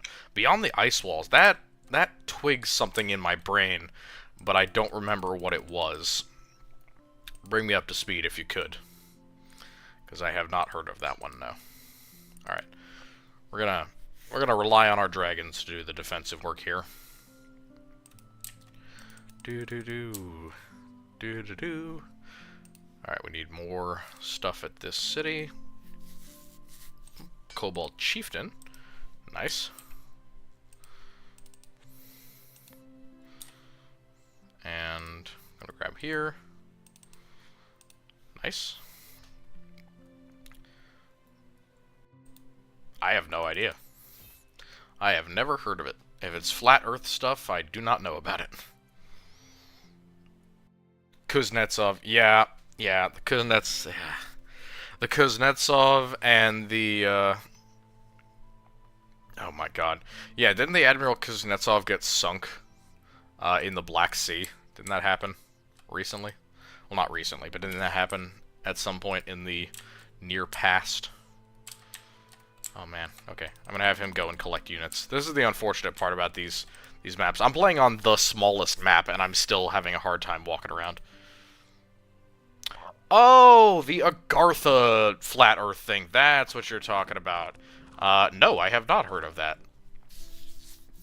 The idea that, like, humanity is hemmed in by ice walls is part of a fandom thing.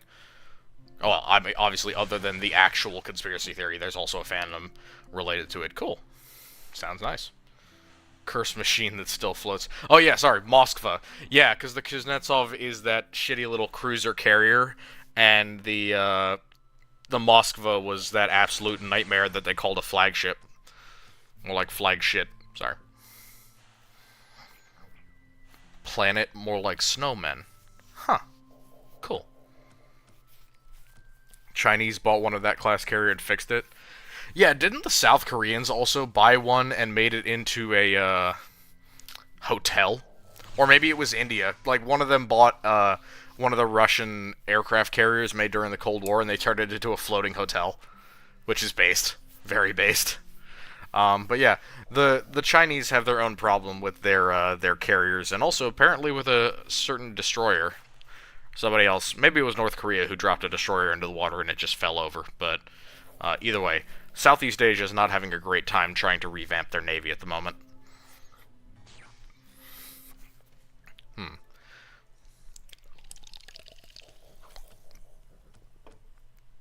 But navies are hard. Navies are hard. It's difficult to get them right. Myself personally, I think that most navies peaked around like the 1940s. Anything beyond that, it's just mass, and not every thing could come up with.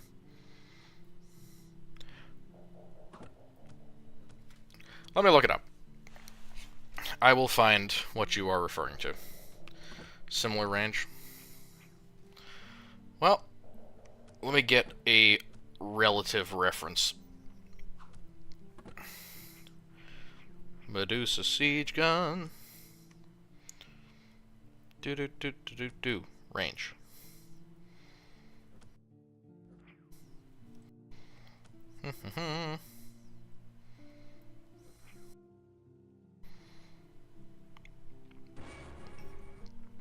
Yeah, so in comparison to the Bombard, it's, yeah, relatively short. Let me find what the Colossus Bombard's range is then.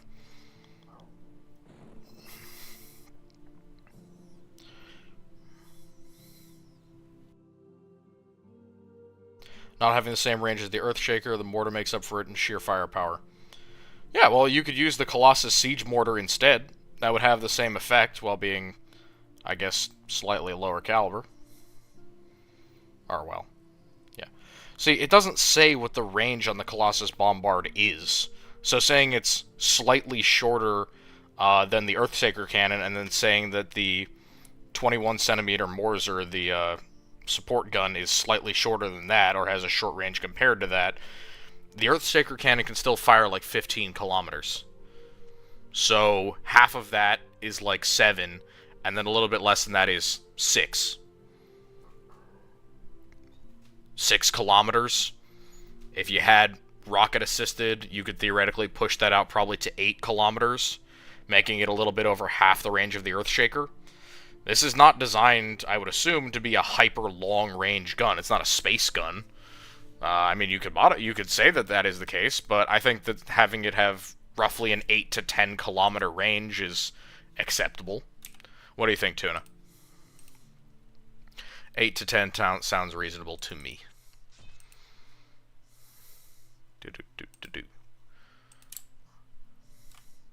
Looking at the age where ships can get instituted by anything big enough to carry ASM missiles, yeah. Well, I mean, that also depends on how good your crew is. You could have a shit crew that doesn't know how to do decent damage control, and then it becomes a lot harder. Or you could have a really good crew, and then it becomes less of a problem.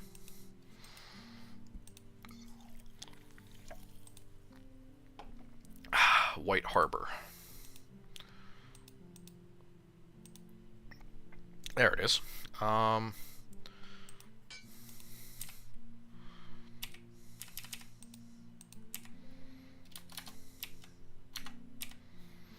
yeah, the controls for this game are occasionally very unintuitive. I don't think I'm going to win this, but I'm going to try. What caused Talus for Valkoran's prophecies? It was overproduction of his gene seed, right? I'm not sure. I think it might have just been a natural thing, because a lot of the Night Lords have weird psychotic visions. Or it could be a blessing from the gods.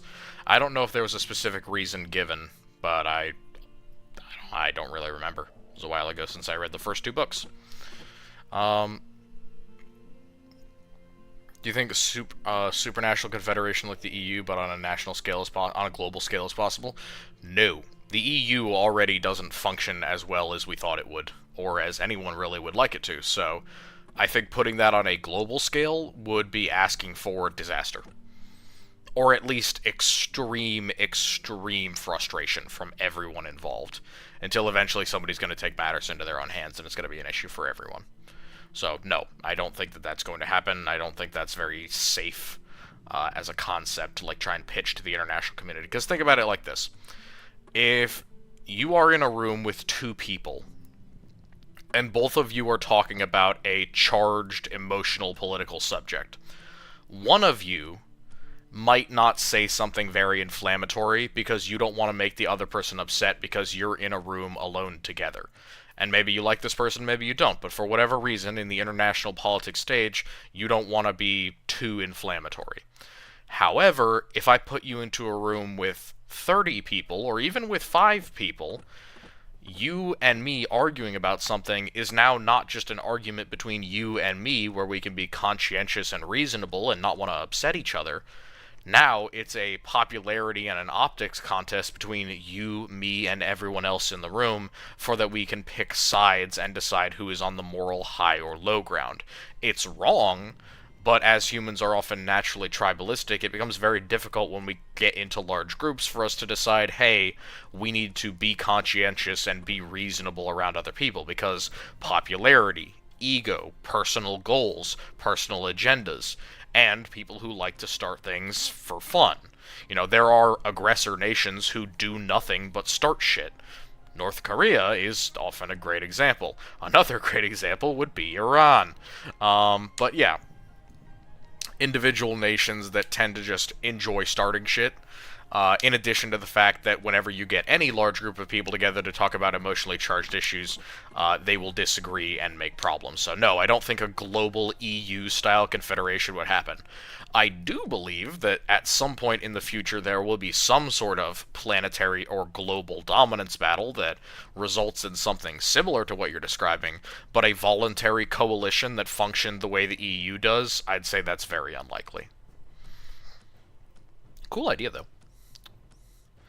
Us ships have such huge crews because our damage control policy is so good we will feed crews and never give up the ship. Yeah, pretty much. We also have ones that are very, very durable. I mean, like, I've seen all the simulations and stuff for how you can take down certain ships and how damage control works on a lot of ships. But I've often brought back to the really early days of the Gulf War when we talk about the mining of the Samuel B. Roberts. And that was a brand new destroyer at the time that probably just should have been sunk when it got its back broken by a mine. But it didn't, and they managed to lash the ship together basically by its decking and survive. And whether that's a result of whatever skill the crew had, whether it's a result of luck, it just goes to show that one anti-ship missile, or one mine in that case, is not really enough to guarantee you taking down even a small ship, let alone something big like an aircraft carrier. Supranational confederation require all dictatorships to be removed. Yeah, that's the other big thing. You can't have a dictatorship, and this is one of the big issues with the not just the EU, but like to a degree NATO and also the Global Council and the fuck, what are they called? God damn it, why am I forgetting the name? The National Council, the dudes, the UN, the United Nations.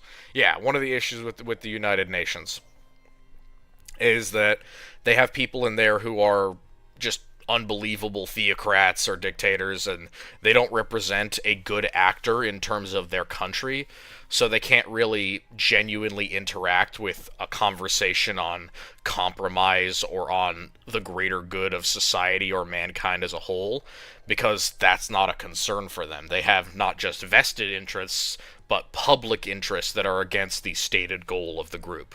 So it's like having being in an elevator, and you have a guy who, like, went out to Mexican food the day before, and he's just ripping ass in the elevator. It's like, dude, we're just trying to get between floor here's, and he's like, I can't help it, I'm just doing what my country would want.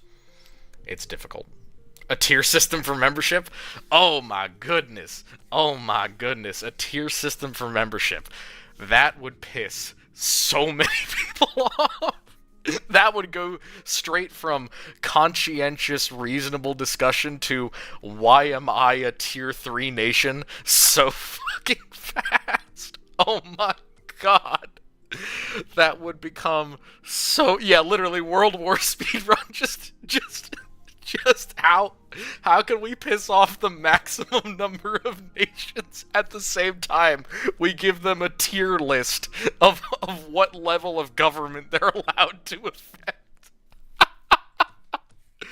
I mean, you'd have to enforce that at gunpoint. That's the real problem. You'd have to enforce any one world government at gunpoint because, again, as long as there's three people in a room, somebody's going to want somebody else dead. So, God forbid it's the entire world. Uh,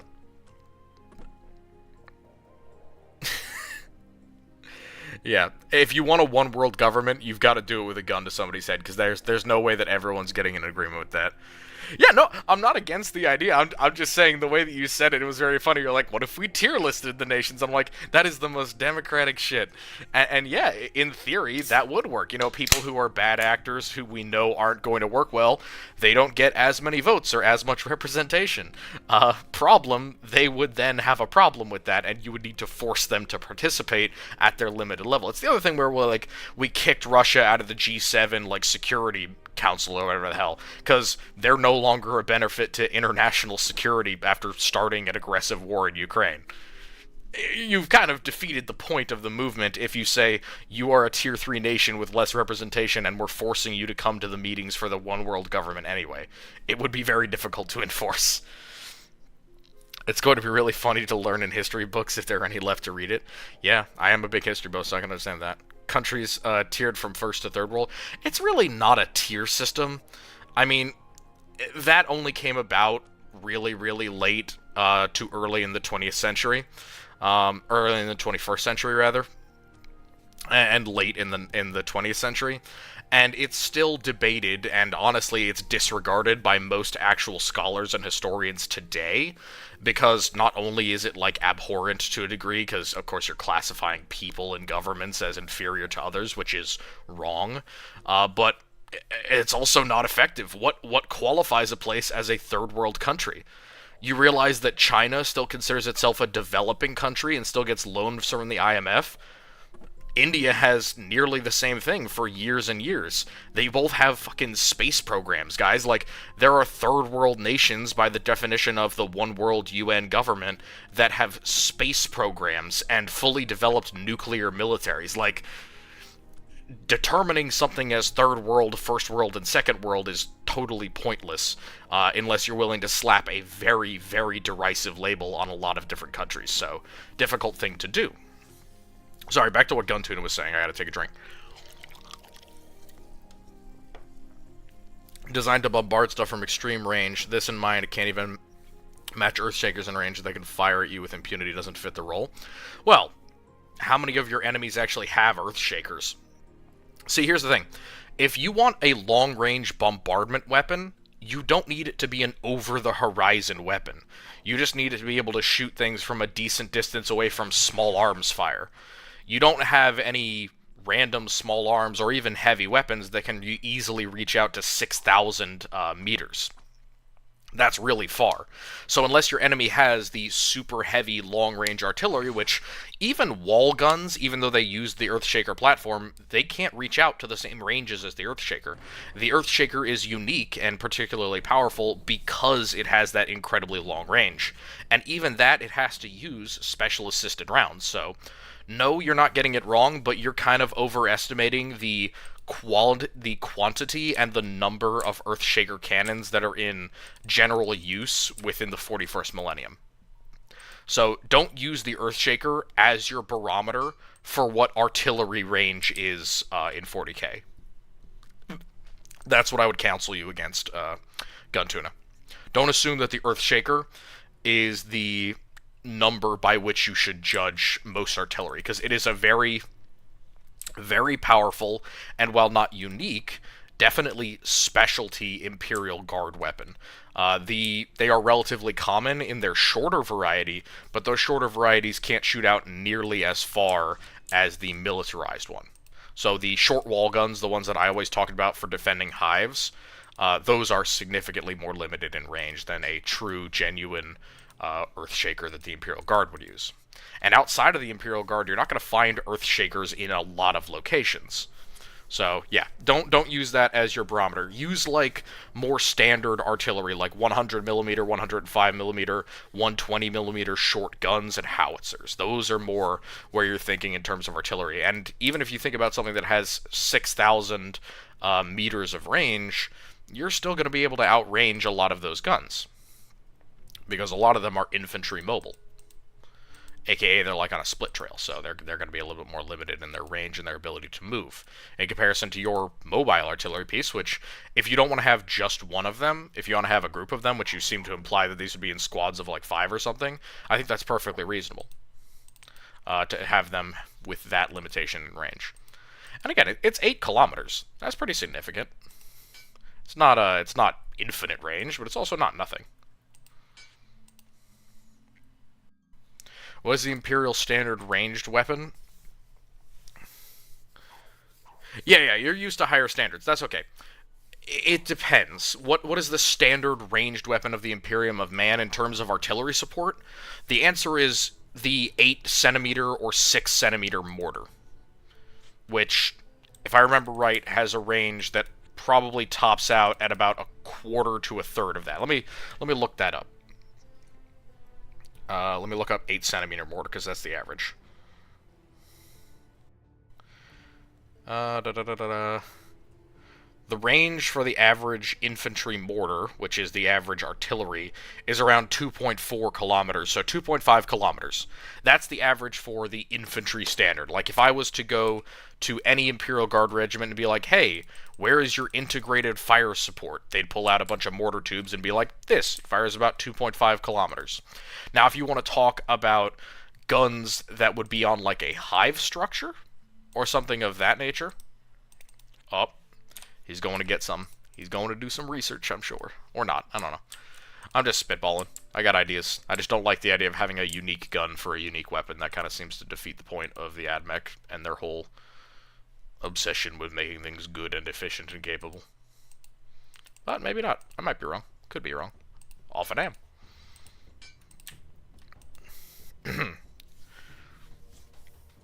Yeah, South Korea 40 years ago was the third world, somehow.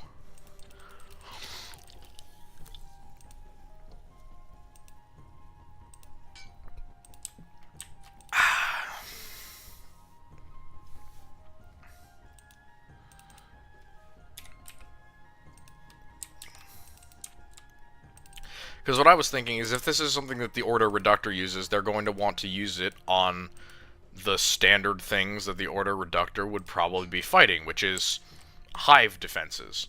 Hive defenses don't have earth shakers generally. They will have shorter wall guns because they don't need earth shakers. That's a lot of gun, and it's relatively expensive and difficult to maintain. Why use something that big when its shorter little gimpy cousin will do the job? Oh, it's ghosts. Ghosts are not a problem. Ghosts have no powers. Ghosts are cringe. If you're running the Imperium, how would you fix the Empire? Give it entirely over to the worship of chaos. That is how I would fix the Empire. I would make chaos worship mandatory.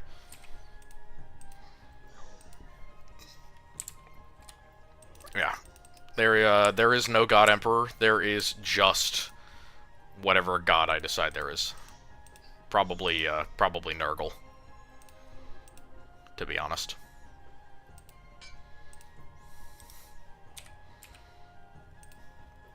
It is an excellent plan. You're damn right it is. A genius plan that has absolutely no downsides and will not backfire in any way whatsoever. Rocket artillery? Well, a lot of guns have rocket-assisted shells, but you're right, there isn't a lot of rocket artillery explicitly mentioned.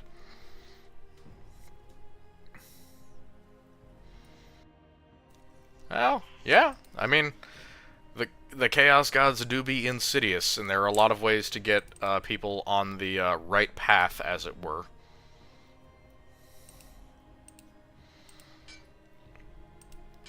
It's also important to just remember that eventually the Chaos Gods will be able to take over or to subvert most societies.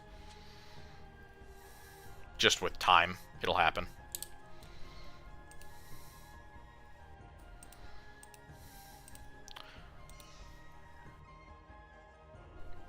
space grads. I don't know about orcs, actually. I mean, I feel like orc rockets are so poorly accurate in general that maybe they just wouldn't bother. I mean, maybe.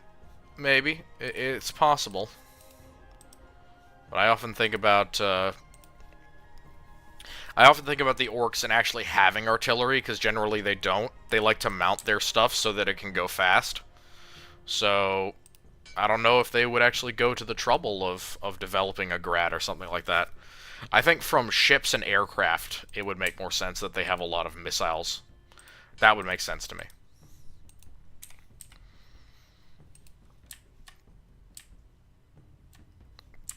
Alright. We gotta go get back all our stuff. Oh my god, where did all these ghosts come from? They're everywhere.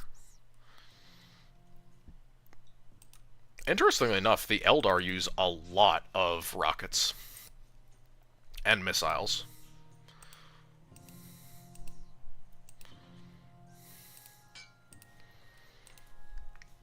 Use them like Napoleonic rocket artillery? Yeah, just explode midair and make noise. Well, yes, but also, I mean, individual rocket units would also make sense, because one of their major anti-tank units is just a guy with a rocket, right? On a rocket on a stick. And that's effective, at least for the orcs it's effective. So I could see them using, like, standalone rocket artillery, maybe? I think that makes sense.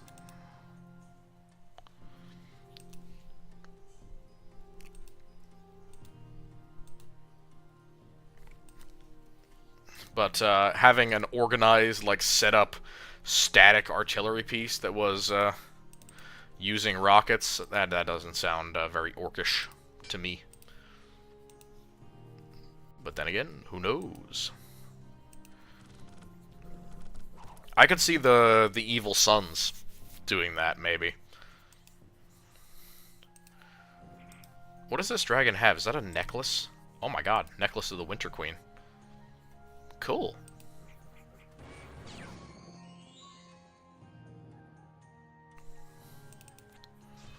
A lot of shock. There's a lot of shock and stun weapons in the orc arsenal that technically also work as artillery.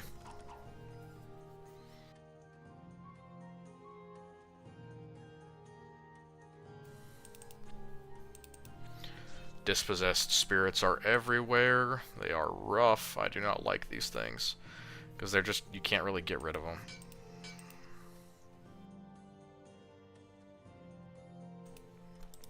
Alright. Good God, let's get going.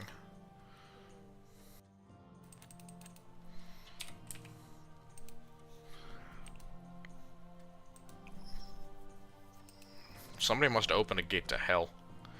Why do orc tank buses have wide, cheap anti-tank rosters? Meanwhile, they can't use it. Yeah.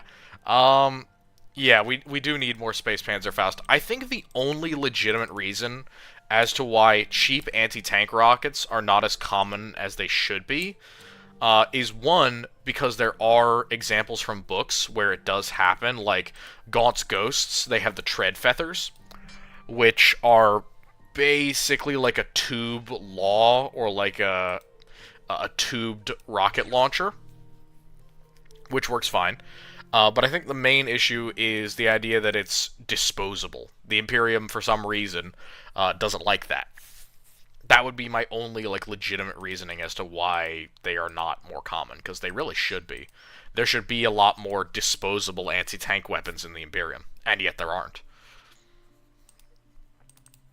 And I think it's just because the disposability is, whatever, against the Munitorum or the Adeptus Mechanicus don't like the idea of a weapon that just gets thrown away.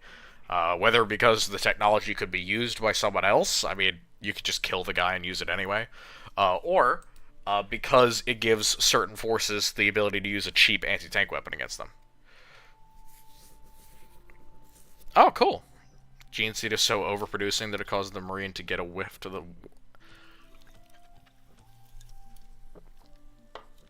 Huh. Oh! I mean, I don't even know if it's a gene seed overproducing thing. I think there are just actually Marines who get affected by the gene seed more than others. I mean, we know that some Marines look more like their fathers than other Marines do.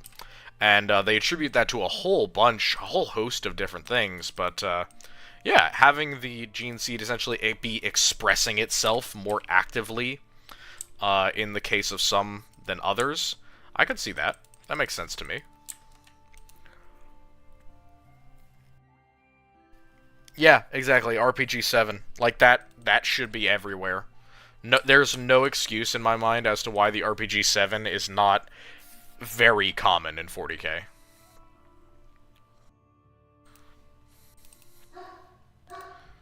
Alright. We got 4 stone drakes. I don't like you. I mean, you don't even have to go as far as the RPG 7. That has a specialty head. It's got expensive shit on it. Why not just go with an RPG 2?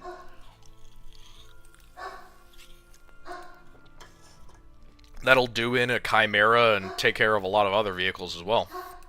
Or like a Law. Again, I think a Law would be a perfect analogous thing for a Tread Feather. Which is, again, an actual canon thing. Alright. Dead.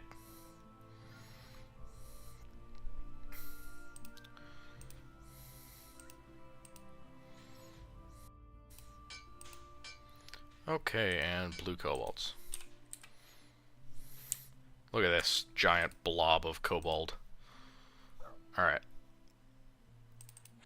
We're gonna try and take the Cavitolium. We may die.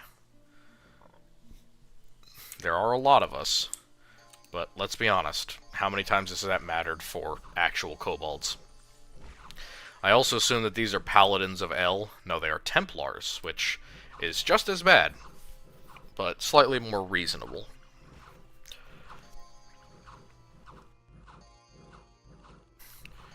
Yeah, this is the issue. Just the kobolds, they can't really dish out the damage, and you kind of have to grind through your decent units in order to kill anything. And then hope that you can kill off whatever else is there. And with a healer, that makes this particularly difficult. Is he using Banishment? Oh, Divine Word, that sucks. Oh no, it's this dude. Yeah, he's using Banishment. See, how did I know? I think we might lose.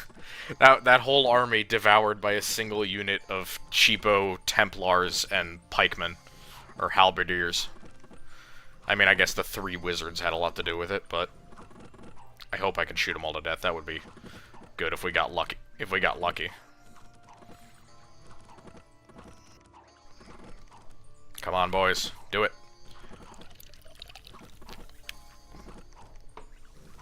I know she's a good sailor. Can't believe this is as fast as it gets. Hey, okay, we got 1 wizard down.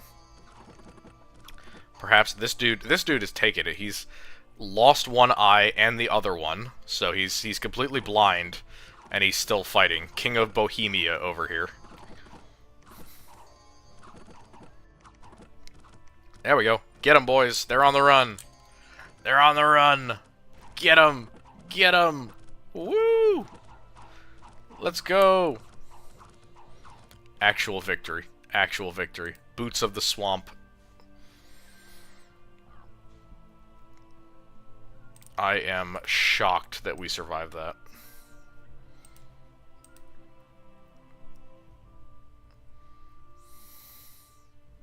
Alright, I don't know what to do now. Suffering from success for real, for real.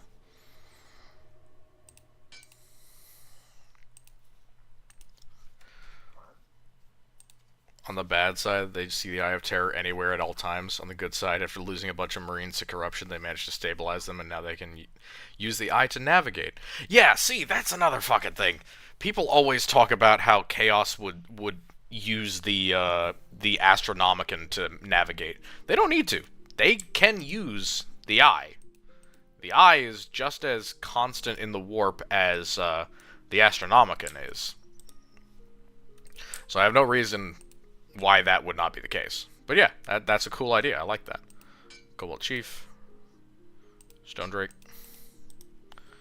Alright, let's do this pilgrimage once more. Everything that currently has units, which is not a lot. Wow, that is incredibly disappointing. It's like 9 green kobolds over there, and that's it. That sucks. Perhaps I'll just start summoning dragons en masse. I don't like these things. Cave cow. They are disturbing. Why do you call them copper-stealing marines, by the way? I didn't get a chance to look through the actual thing. I will after I finish this stream in about, like, 10 minutes.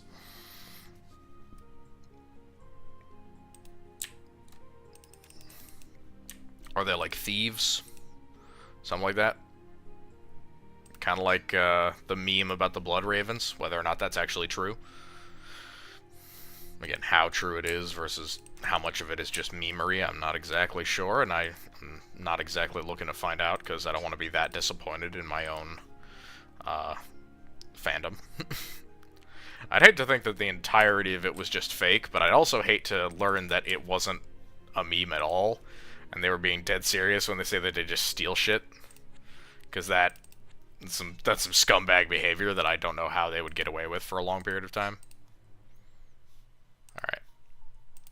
There is something that is just spawning thousands of dispossessed spirits. I have no idea what it is. Swear to God, this is somebody's fault. And I don't know whose. Kobold Insurgency? Yeah. Yeah, that would suck a lot. Kobold Murderer, and then Green Kobolds. That was the opposite of what I wanted. God damn it. Yeah. Murderers are great. Murderers in this game allow you to, like, alpha strike a bunch of enemy leadership units, which is great. Very effective. However, against literal hordes of ghosts, it is not all that helpful.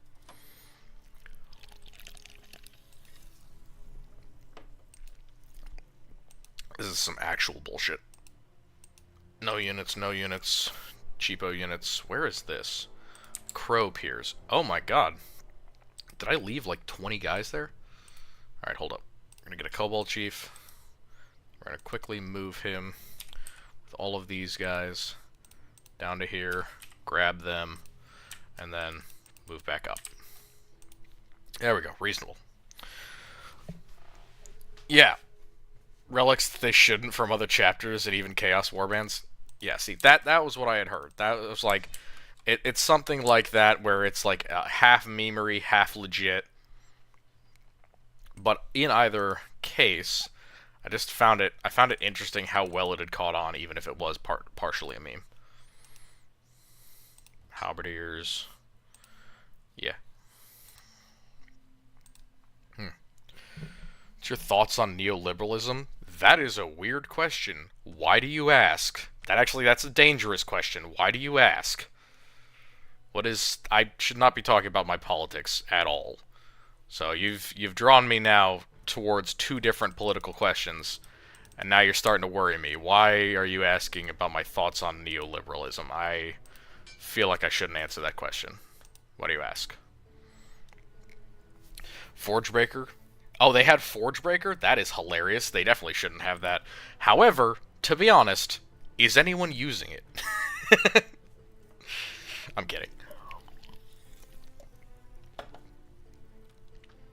I think if the Iron Hands found somebody with a relic of their Primarch who shouldn't have it, I think they would suffer so badly that it might literally birth a new Chaos God. Unironically. I think the Iron Hands can be as brutal or more brutal than any other faction.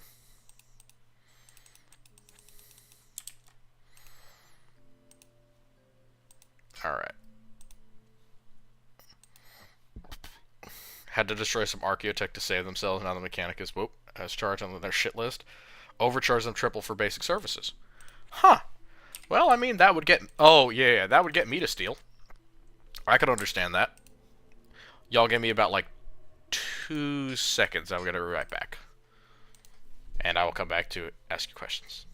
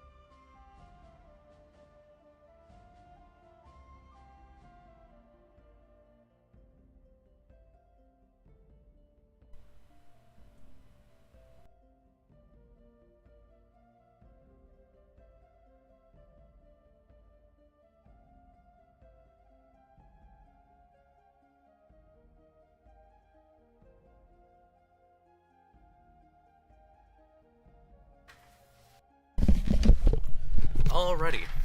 I have returned. My apologies. Let's get right into this. So, yes, I got it, men on Kaketi. Resell them elsewhere to get the gear that they need to function at a basic level. So basically they work like a Chaos Warband then. In that way, where they steal and then repurpose it for their own use. That's a really cool concept. I like that a lot. FBI agent or a person with some very extreme ideas. Well, look, I always give people the benefit of the doubt. I assume that people have goodness in their heart when they ask questions, which is why I do my best to answer accurately and honestly until proven otherwise. And if it is a Fed, may I just say, I have never done anything wrong. I do not do anything against the government in any way. Yeah, I'm gonna stick to that. Not a word more, Fed boy. I'm kidding. I don't think he's a Fed. If he was, I'd be shocked if he was a Fed, because he actually came up with a decent idea for the submission. So I severely doubt that's a Fed. I have yet to meet a federal agent with a well-developed fandom knowledge and a willingness to be creative. Or it's a very talented Fed, in which case I guess I'm fucked anyway. Alright, we're gonna try one more time. I have yet another Doom stack. Or really what passes for a Doom stack. And I will try once more to take over this place.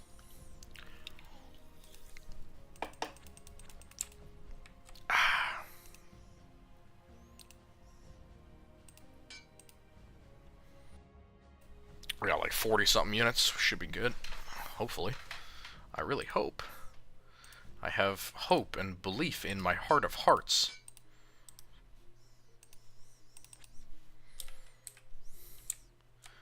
And you two as well. And then we travel northward. We should be all good.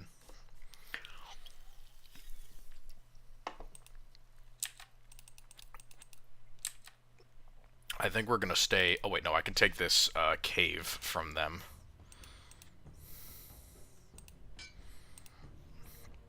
Hopefully I can. That would be nice.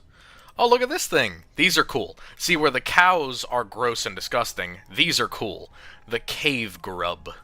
The ancestor of the pale ones is much disputed. Either they are devolved olms or evolved cave grubs.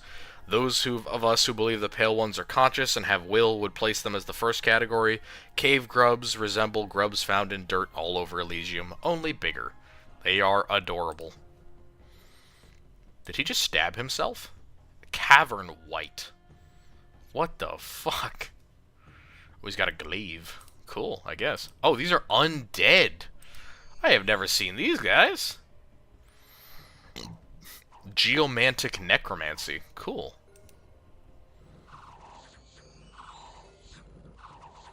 See, I always wonder how the undead in these games get along with the dead. How's it going, Tuna? We can discuss on Discord, by the way, your idea, because now I'm going to have to run it by you, because I don't want to misrepresent what you had in mind.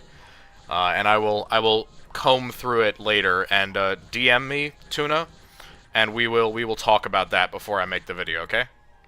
We don't have to do it right now on stream, because I'm only going to go for a few more minutes, but remember to do that later, because I'd love to go over with you, and I do not want to fuck it up and misrepresent what your idea was.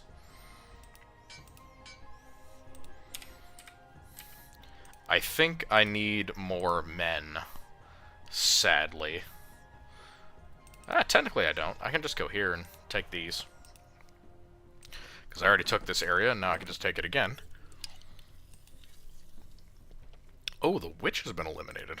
Yeah, we're gonna get a backup chief just in case.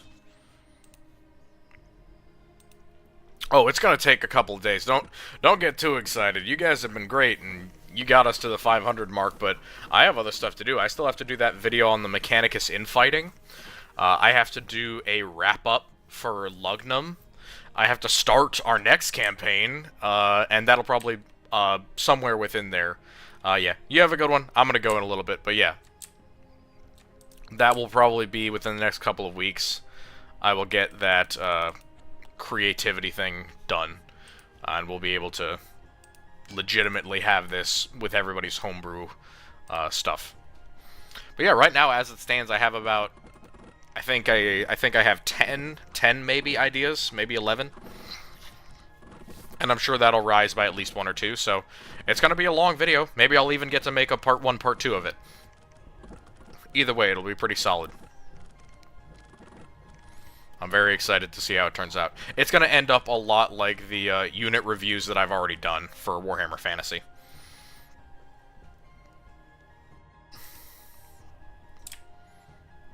Oh, you're all good. Dude, you're absolutely fine. I needed a day off anyway. Like, you do not understand. I was very much not in the correct place to be filming yesterday night. I probably, for my own health, should not have done that, but I did. And I suppose I will live with the consequences. And I am, at the moment. At this very moment, I am living with my consequences. But it's not too bad. I could definitely be in a worse place. I do not want magic acorns. I don't know why anyone would want magic acorns. What the fuck are magic acorns? Alright, white kobolds.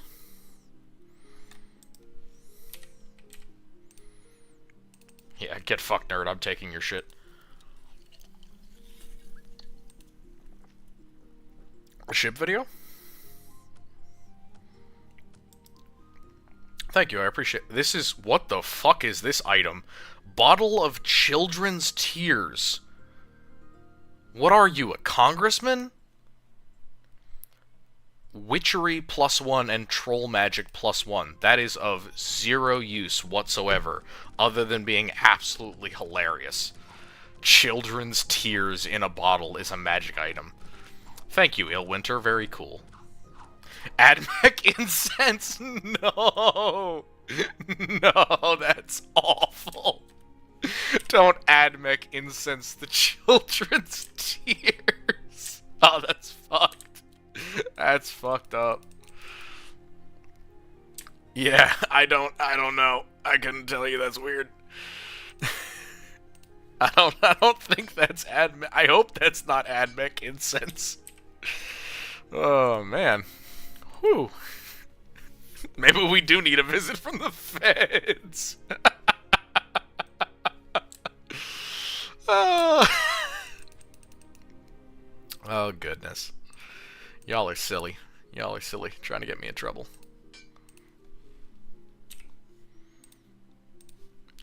Trying to get me in trouble with federal authorities.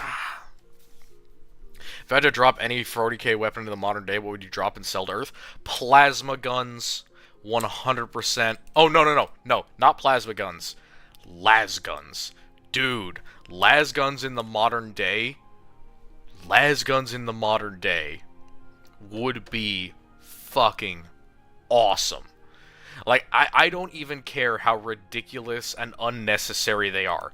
We have better rifles than they have auto guns, so we can't even claim that it's just an improvement over the auto gun, because it's not.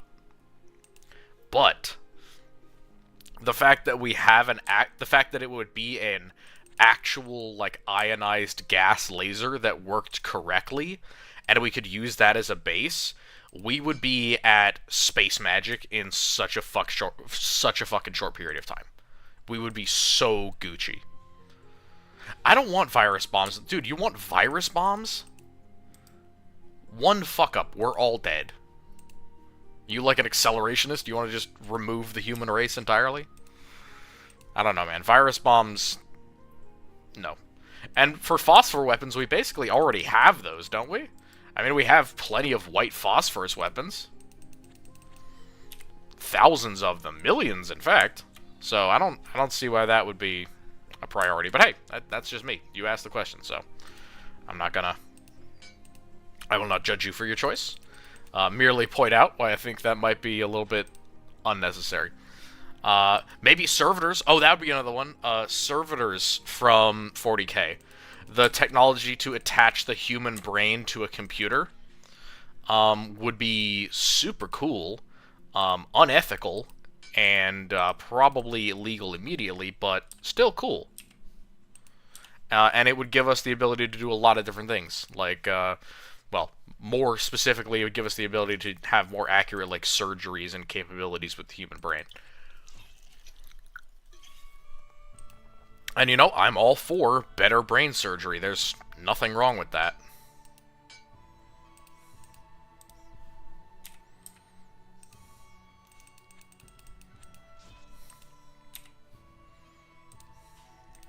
I have no idea if I'm going to win here, but I'm going to try.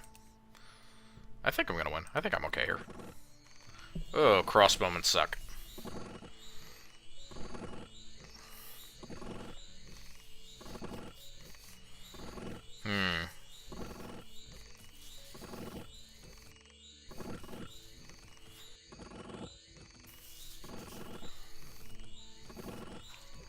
Okay, crossbows are absolutely deleting my existence. That sucks. Are servitors a good replacement for AI? No, they are not. Servitors and AI serve very, very different purposes. AI is far more capable of reasoning than a servitor is. Also, AI in the 41st millennium don't have access to the internet, they have access to a snapshot of essentially dark age of technology, all of their knowledge, and whatever knowledge they can gain beyond that. AI in our modern day are closed off from things that aren't digital or electronic. Some of them have the ability to see, but they need the hardware to do that. 40K AI seem to have access to, or have had access to, memories that allow them to see the world in a more independent way than our modern AI. It would essentially be if somebody tried to make a very unethically designed AI that was designed to, like, work like a human. Like, some of those horror movies about, AI where they make, like, something that wasn't supposed to be made. It was freed from all thoughts of, like, human kindness in history. Yeah, that's the difference between, like, dark age of technology AI and other types. Alright. You enjoy eating your food. I'm going to give it another 4 minutes, and then I'm going to sign off. Last questions, folks. Last questions. We are finishing off in a couple of minutes. Oh, what are you? Rizzuk, the Black Kobold Slayer Shaman. Cool. Any last questions before we finish off? Embrace the sproing. Piat is just a late-game crossbow. I mean, yeah, it is. But you gotta remember, the French also created their own actual grenade crossbows that were just designed like a trebuchet to shoot stuff. So that's reasonable. Oh, okay. So I still get to keep going, even though. All right.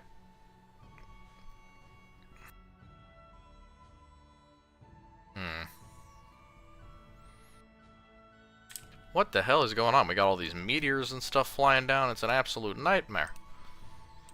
Alright. Black Kobold Chief.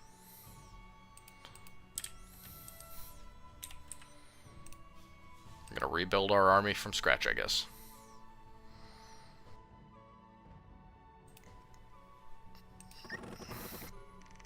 Oh my god, the crossbows can actually kill the ghosts. That is hilarious. Didn't do much, but it kind of works. Alright. We're gonna finish off here. I am definitely not winning this fight. We got a lot of the territory, but there just isn't, like... This is a small map, somehow. And it's just... I can't do much about it at this point. I love this game so much. It's so fun. It's just a lot of mindless play. Which I do in Total War as well. So, any more questions before I head off? Yes, I'm sure you will be, and I will see you there later. We'll be able to do that and hang out and play the game. Alright, if that is the case and there's nobody else here to, nobody else checking us out, let's see what Livestream says. Yep, y'all are being very, very good and well behaved. I appreciate you coming, and I wish you all a lovely good night.